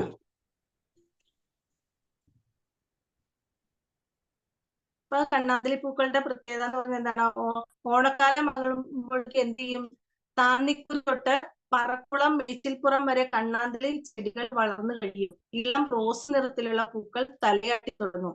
ആ പൂക്കളുടെ നിറവും ഗന്ധവും തന്നെയായിരുന്നു പുന്നല്ലരിയുടെ ചോറിന്. അപ്പൊ അദ്ദേഹത്തിന്റെ ആ ഒരു മനസ്സിലുള്ള ഒരു അല്ലെ, പണ്ട് കാലത്തെ ഉള്ള ഒരു കാര്യങ്ങളൊക്കെയാണ് കൊടുത്തിരിക്കുന്നത്. കണ്ണാന്തലി പൂക്കൾ നിങ്ങളൊന്ന് ക്ലാസ് കഴിയുമ്പോൾ ഒന്ന് അടിച്ചു കൊടുത്തു നോക്കണം കേട്ടോ. ഗൂഗിളിലൊക്കെ ഒന്ന് അടിച്ചു കൊടുത്തു നോക്കണം. കണ്ണാന്തലി പൂക്കൾ നിങ്ങൾക്ക് കാണാം അതിൻ്റെ അകത്ത്. ഇപ്പൊ അത് എന്ത് ചെയ്തു, അവശേഷമായി പോയി. എന്നാലും ഇപ്പൊ അതിന്റെ ആ ഭംഗിയൊക്കെ നമുക്കൊന്ന് കാണാൻ പറ്റി. നിങ്ങളൊന്ന് ഗൂഗിളിൽ അടിച്ചു കൊടുത്ത് നോക്കണേ. അപ്പൊ എന്താണ്, നമ്മളിങ്ങനെ അതിന്റെ ഫോട്ടോ ഒക്കെ കാണുമ്പോ എന്താണ്, നമ്മുടെ മനസ്സിൽ ചിലപ്പോൾ അത് തങ്ങി നിൽക്കും. പിന്നെ വേറെ എന്താണ് പറയുന്നത്, ചെറിയമ്മാമ്മയുടെ അധികാരങ്ങൾ എന്തൊക്കെയായിരുന്നു? ഭരണം നടത്തിയിരുന്നത്, ആ വീട്ടിലെ ഭരണം നടത്തിയിരുന്ന ആരാണ്? ചെറിയമ്മാമ്മയായിരുന്നു. അദ്ദേഹത്തിന്റെ മുറിയിലാണ് ആധാരക്കെട്ടുകളും മറ്റും സൂക്ഷിച്ചിരുന്നത്. തെങ്ങ് കയറ്റത്തിന്റെ പുസ്തകങ്ങളും മറ്റനേകം കടലാസുകളും സൂക്ഷിക്കുന്നതും ആ മുറിയിലാണ്. അദ്ദേഹം കുറച്ചകലെ ഒരു എയ്ഡഡ് സ്കൂളിലെ അധ്യാപകനായിരുന്നു. സ്കൂളിൽ പഠിപ്പിക്കൽ കഴിഞ്ഞാൽ കൃഷി സ്ഥലത്തും തെങ്ങിൻ പറമ്പുകളിലും ഒക്കെ പോയി വളരെ വൈകിയേ വീട്ടിലെത്തൂ. വെളുത്തു മെലിഞ്ഞ അല്പം കഷണ്ടിയുള്ള ശരീരം. കാൽക്കീഴിലേക്ക് നോക്കി വളരെ വേഗത്തിൽ നടക്കുമ്പോൾ വലിയ ചെരുപ്പ് ഒരു താളക്രമത്തിൽ ശബ്ദിക്കും. അയാൾക്ക് കേൾവിക്കുറവുണ്ട്. അപ്പൊ നമ്മുടെ ആരെക്കുറിച്ചാണ് പറയുന്നത്? MD വാസുദേവന്മാരുടെ ചെറിയമ്മാമയെ കുറിച്ചാണ് പറയുന്നത്. പിന്നെ ചെറിയമ്മാമയുടെ ദിനചര്യയുടെ പ്രത്യേകതകൾ എന്തൊക്കെയായിരുന്നു എന്ന് ചോദിക്കുക. അപ്പൊ എന്താണ്, കഞ്ഞൂടി കഴിഞ്ഞ് ഇറങ്ങുന്ന ചെറിയമ്മാമ സ്കൂളില്ലാത്ത ദിവസങ്ങളിൽ വീട്ടിലെത്തുന്നത് വൈകിയാണ്. വന്നാലുടനെ പുറത്തെ വരാന്തയിലെ പാനീസ് വിളക്ക് എടുത്തിട്ട് വാതിൽ തുറന്ന് അകത്ത് കിടന്ന് വാതിൽ അടയ്ക്കുന്നു. പാനീസ് വിളക്ക്, റാന്തൽ വിളക്ക് പോലത്തെ പണ്ട് കാലത്ത് ഉപയോഗിച്ചുകൊണ്ടിരുന്നത്. പിന്നെയും കടലാസുകൾ തിരിച്ചും മറിച്ചും കുറെ നേരം ഇരിക്കും. തുടർന്ന് എണ്ണ തേച്ച് കുളത്തിൽ പോയി കുളി കഴിഞ്ഞ് വന്ന് ഈറൻ മാറ്റി വിസ്തരിച്ചുള്ള നാമജപം. ചെറിയമ്മാമ ഊണ് കഴിച്ചിട്ട് കുട്ടികളടക്കമുള്ളവർക്ക് ഭക്ഷണം വിളമ്പുകയുള്ളൂ.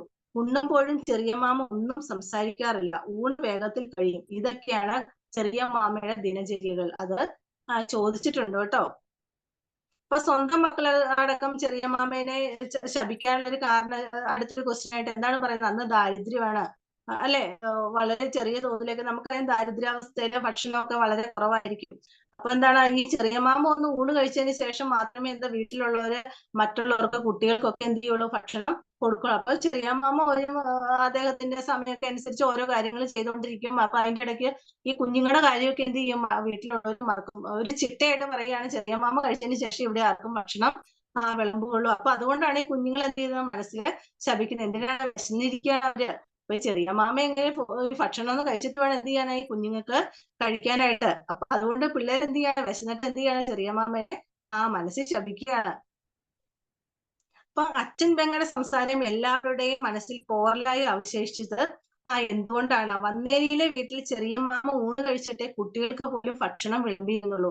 മറ്റു വീടുകളിലെ കുട്ടികൾക്ക് നേരത്തെ ഭക്ഷണം കൊടുക്കുമല്ലോ എന്ന് കുട്ടികൾ അഭിപ്രായപ്പെട്ടു. ഇവിടെ മാത്രം എന്താ ഇങ്ങനെയെന്ന് കുട്ടികളുടെ ചോദ്യത്തോട് വളരെ പരുഷമായാണ് ഇളയ അച്ഛൻ പെങ്ങൾ ലക്ഷ്മിക്കുട്ടിയോപ്പ പ്രതികരിച്ചത്. ഇവിടെ ഇങ്ങനെയാണ്, അനിഷ്ടമുള്ളവര് അതിന് ഇഷ്ടമുള്ളവർ ഇങ്ങോട്ട് വന്നാൽ മതി എന്ന അവരുടെ സംസാരം കുട്ടികളുടെ മനസ്സിൽ എന്ത് ചെയ്തു, പോറലായിട്ട് അവശേഷിച്ചു. അല്ലെ, അച്ഛൻ പെങ്ങളെയാണ് നമ്മളെ അമ്മായി എന്നൊക്കെ പറയുന്നത്, അവരെ എന്തായിട്ട് പറയുക, ഓപ്പ എന്നൊക്കെ പറയുന്നത്.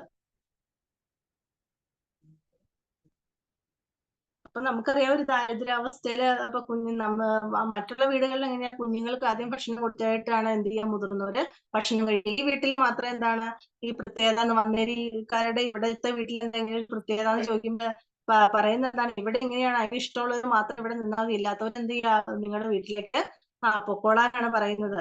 പിന്നെ എന്താണ്, ലേഖകന്റെ തറവാട്ടിലെ സാമ്പത്തിക സ്ഥിതി എപ്രകാരമായിരുന്നു ഒതുക്കിയത്? മകരക്കൊയ്ത്ത് മോശമായതുകൊണ്ട് വീട്ടിൽ സ്ഥിതി പരിങ്ങലായിരുന്നു. സിലോണിൽ നിന്ന് അച്ഛന്റെ മണി ഓർഡർ വന്നിട്ട് മാസങ്ങളായി. ഉച്ചയ്ക്ക് കഞ്ഞി, രാത്രി അളന്നു മുടിച്ച് വിളമ്പുന്ന ചോറ്, ഇടവത്തിൽ വിസ്തരിച്ചു മഹാളിക്ക് തളിച്ചിരുന്നുവെങ്കിലും അടയ്ക്ക പറിച്ച് വെട്ടിയപ്പോൾ വളരെ കുറവായിരുന്നു. ഓണത്തിന് വീട്ടിലുള്ളവർക്ക് പുത്തൻ കോടി വാങ്ങാൻ പോലും ഇല്ലാത്ത അവസ്ഥയായിരുന്നു. അപ്പൊ എന്താണ്, ഓണത്തിനൊക്കെയാണ് അന്നത്തെ കാലത്ത് എന്ത് ചെയ്യുക, കോടി മുണ്ട് അല്ലെങ്കിൽ വസ്ത്രം വാങ്ങിക്കുന്നത് നമുക്കിന്ന് സങ്കല്പിക്കാൻ പോലും കഴിയാത്തൊരു ജീവിത രീതിയായിരുന്നു നമ്മുടെ ഒരു കുറെ വർഷങ്ങൾക്ക് മുമ്പ് നമ്മുടെ കേരളത്തില് ഉണ്ടായിരുന്നത്. അപ്പൊ എന്താണ്, ആ ഒരു കാലത്താണ് എന്ത് ചെയ്യുക, വസ്ത്രം പോലും എന്ത് ചെയ്യുക, ഓണത്തിന് കോടി മുണ്ടെടുക്കുക, അതാണ് ഒരു കൊല്ലത്തേക്കുള്ള ആ വസ്ത്രം. ഇന്ന് നമുക്ക് എന്ത് ചെയ്യാൻ പറ്റില്ല, നമുക്കത് സങ്കല്പിക്കാൻ പോലും പറ്റാത്തൊരു കാര്യമാണ്. ഇല്ലപ്പറമ്പിലെ കളികളിൽ നിന്ന് ലേഖകൻ ഒഴിഞ്ഞു മാറിയത് എന്തുകൊണ്ടാണ്? അപ്പൊ എന്താണ്, ഇദ്ദേഹത്തിന്റെ വീട്ടിൽ ദാരിദ്ര്യമാണ്, അപ്പം ഭക്ഷണമില്ല, ആ സമയത്തിന് പിന്നെ ഉടുക്കാൻ വസ്ത്രമില്ല നല്ലത്. അപ്പൊ അതൊക്കെ കൊണ്ടാണ് എന്ത് ചെയ്യുന്നത്, പലതിൽ നിന്നും അദ്ദേഹം എന്ത് ചെയ്യണം, ഒഴിഞ്ഞു മാറുകയാണ്. അപ്പൊ എന്താണ്, ഓണത്തിന് സദ്യ കഴിഞ്ഞ് പുത്തൻ കോടിമുണ്ട് കൊടുത്താണ് കുട്ടികൾ ഇല്ലപ്പറമ്പിൽ കളിക്കാൻ എത്തുന്നത്. തനിക്ക് പുത്തൻ കോടി ഇല്ലാത്തതിനാൽ പഠിപ്പിൽ മിടുക്കരല്ലാത്തവർക്കുള്ളതാണ് ഈ കളികളൊക്കെ എന്ന ഭാവത്തിൽ ലേഖകൻ പറയുന്നു. അപ്പൊ എന്താണ്, തനിക്ക് കോടിമുണ്ടില്ല, അവരുടെ കൂടെ പോയി കളിക്കാനായിട്ട് ഓണത്തിന്റെ ആ സമയത്ത് എന്താണ്, ഓണത്തിന് ഓണസദ്യ കൊണ്ടിട്ട് പിള്ളേർ എന്ത് ചെയ്യും, കളിക്കാനൊക്കെ ആയിട്ട്, അല്ലെ കൂട്ടുകാരൊക്കെ കൂടി, അല്ല വീട്ടിലെ പുതിയ പിള്ളേരൊക്കെ വരുമ്പോ എന്താ കൂടി കളിക്കാനൊക്കെ പോകും. അപ്പൊ നമ്മുടെ MD വാസുദേവൻ നായർ മാത്രം എന്ത് ചെയ്യണം, അതിൽ നിന്ന് മാറി നിൽക്കുകയാണ്. എന്തുകൊണ്ടാണ്, അന്ന് കൊടുക്കാൻ അദ്ദേഹത്തിന് കോടിമുണ്ടില്ല. അപ്പൊ കൂട്ടുകാരെ ചോദിക്കും, നിനക്ക് നീ ഓണത്തിനൊന്നും മേടിച്ചില്ല എന്നൊക്കെ ചോദിക്കുന്ന ആ ചോദ്യം ഒഴിവാക്കാൻ വേണ്ടിട്ട് അദ്ദേഹം എന്ത് ചെയ്യാനാ, പോണില്ല. പക്ഷെ പറയണ എന്താണ്, പഠിപ്പിൽ മിടുക്കരല്ലാത്ത ആളുകളാണ് ഇങ്ങനെ പോയി കളിക്കുന്നത്, ഞാൻ പഠിക്കാൻ മിടുക്കണം, അതുകൊണ്ട് ഞാൻ കളിക്കാൻ പോണില്ല എന്നാണ് ആര് പറയുന്നത്, MD വാസുദേവൻ നായർ പറയുന്നത്. തറവാട്ടിലെ പഴയ പതിവുകൾ എന്തൊക്കെയായിരുന്നു, എന്തുകൊണ്ടാണ് അവ നിർത്തിയത്? അവിട്ടത്തിന്റെ അന്ന് പുറംപണിക്കാർക്ക് ചോറ് കൊടുക്കുമായിരുന്നു. കൂടാതെ കടവുകാർക്കും പറ്റുപിടിയക്കാർക്കും ചില അയൽവാസികൾക്ക് സദ്യ കൊടുക്കുന്ന പതിവും ഉണ്ടായിരുന്നു. കൃഷിഭൂമികൾ കുറയുകയും ആദായം ഇല്ലാതാവുകയും ചെയ്തതോടെ പഴയ പതിവുകൾ പലതും നിർത്തിവെക്കേണ്ടി വന്നു. അപ്പൊ വലിയ തറവാട്ട് വീട്ടിലെ ഒരു അവസ്ഥയാ പറയുന്നത്.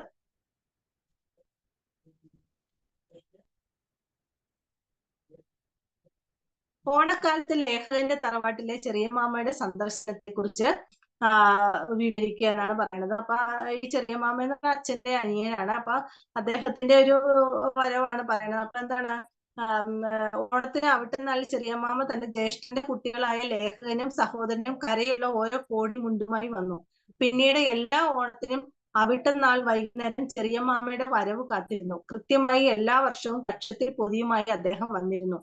ജ്യേഷ്ഠന്റെ കോളേജ് പഠനം കഴിഞ്ഞപ്പോൾ പിന്നെ ഓണക്കോടി ആർക്ക് മാത്രമായി, ലേഖകന് അല്ലെങ്കിൽ MD വാസുദേവൻ നായർക്ക് മാത്രമായിട്ട്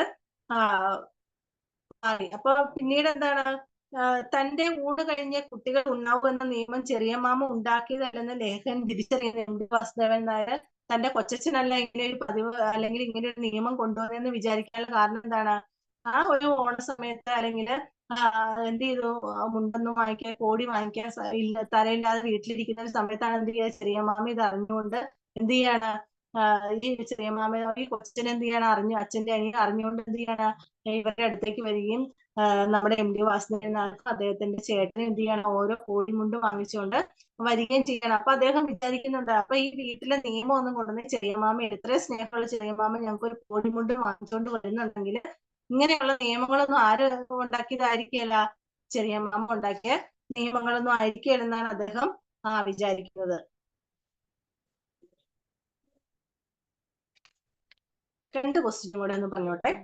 താന്നിക്കുന്നിലെ കണ്ണാന്തലി പൂക്കൾക്ക് കാലാന്തരം വന്ന മാറ്റം എന്ത്? കുടിയിരിപ്പുകളായി മാറിയ കുന്നിൻ പുറങ്ങളിൽ കണ്ണാന്തലി പൂക്കൾ വളരാതെയായി. തന്റെ കഥകളിൽ കണ്ട കണ്ണാന്തലി പൂക്കളെ കാണാൻ വരുന്നത് കത്തെഴുതിയ ലേഖകന്റെ സുഹൃത്തിനോട് ഗ്രാമം കാണാം, പക്ഷെ ഇപ്പോൾ കണ്ണാന്തലി പൂക്കളില്ല, ഗ്രാമവും മാറിയിരിക്കുന്നു എന്ന മറുപടിയാണ് ആർക്ക് കിട്ടുന്നത്, ലേഖകന് കിട്ടുന്നത്. 14ാമത്തെ ക്വസ്റ്റ്യൻ ടിക്ക് ചെയ്യണേ. നിറങ്ങളും ഗന്ധങ്ങളും വിസ്മയങ്ങളും നഷ്ടപ്പെട്ടതായി ലേഖകന് തോന്നിയത് എന്തുകൊണ്ട്? ഈ ഒരു ക്വസ്റ്റ്യൻ പല രീതിയിൽ ചോദിക്കാട്ടോ. മലമക്കാവിലെ പ്രശസ്ത വൈദ്യൻ പരമേശ്വരൻ നായർ പാടയിടുക്കിൽ നിന്നും മറ്റുമായി 3 കണ്ണാന്തലി ചെടികൾ കണ്ടെടുത്ത് ചട്ടികളിൽ വളർത്തി. ഒന്നിൽ പൂവുണ്ട്, പക്ഷേ പഴയ പൂക്കളുടെ ഗന്ധമില്ല, പഴയതുപോലെ കുന്നല്ലരി ചോറിന്റെ ഗന്ധവുമില്ല. ഇങ്ങനെയുള്ളത് നമുക്ക് എസ്സേ ക്വസ്റ്റ്യൻസ് ആണ്. അപ്പൊ ഇന്ന് ഞാൻ നിങ്ങൾക്കൊരു ഹോംവർക്ക് തരികയാണ്. അപ്പൊ ഈ ഒരു പാഠം ഇന്ന് തന്നെ ഒന്ന് വായിച്ചു നോക്കണം കേട്ടോ. ഈ ഒരു MD വാസുദേവനായിട്ട് കണ്ണാന്തളി പൂക്കളുടെ കാലം എന്ന് പറയുന്ന ഈ ഒരു വൈജ്ഞാനിക സാഹിത്യ വിഭാഗത്തിൽ പെടുന്നത് ഇന്നൊന്ന് വായിച്ചു നോക്കിയിട്ട് എന്ന് കിടക്കാവുള്ളൂ. എന്നിട്ട് ബാക്കി ക്വസ്റ്റ്യൻ ആൻസർ ഒന്ന് ഓടിച്ച് വായിച്ചു നോക്കണേ. 10 മിനിറ്റ് സമയം എടുക്കുള്ളൂ. പെട്ടെന്ന് ഒന്ന് ഓടിച്ച് വായിച്ചേച്ച് വേണം ഇന്ന് കിടക്കാനായിട്ട്. ഇന്നത്തെ ഹോംവർക്ക് അതാണ്. 1 or 2 പ്രാവശ്യം വായിക്കാൻ സമയം കിട്ടുവാണെങ്കിൽ നന്നായിട്ട് വായിച്ചു നോക്കുക. നമുക്ക് സമയക്കുറവ് കൊണ്ടാണ് മൊത്തത്തിൽ നമുക്ക് വായിച്ചു വെച്ച് അതിന്റെ ക്വസ്റ്റ്യൻ ആൻസർ പറയാത്തത്. അപ്പൊ നിങ്ങൾ അത് ചെയ്യുമെന്ന് വിശ്വസിക്കുന്നു. നന്നായിട്ട് വായിച്ചു നോക്കണം. ഒരുപാട് വൺ വേർഡുകൾ ഉണ്ട് അതിൻ്റെ അകത്ത്. പിന്നെ ചെയ്യുക. ഇന്നത്തെ ഹോംവർക്കാണ്. അടുത്ത ദിവസം ചോദിക്കും ഇത്. നന്നായിട്ട് പഠിക്കണം. Okay, thank U. Thank you, Miss. Thank you all of you. Thank you. Thank you, Miss. Thank you. Thank you.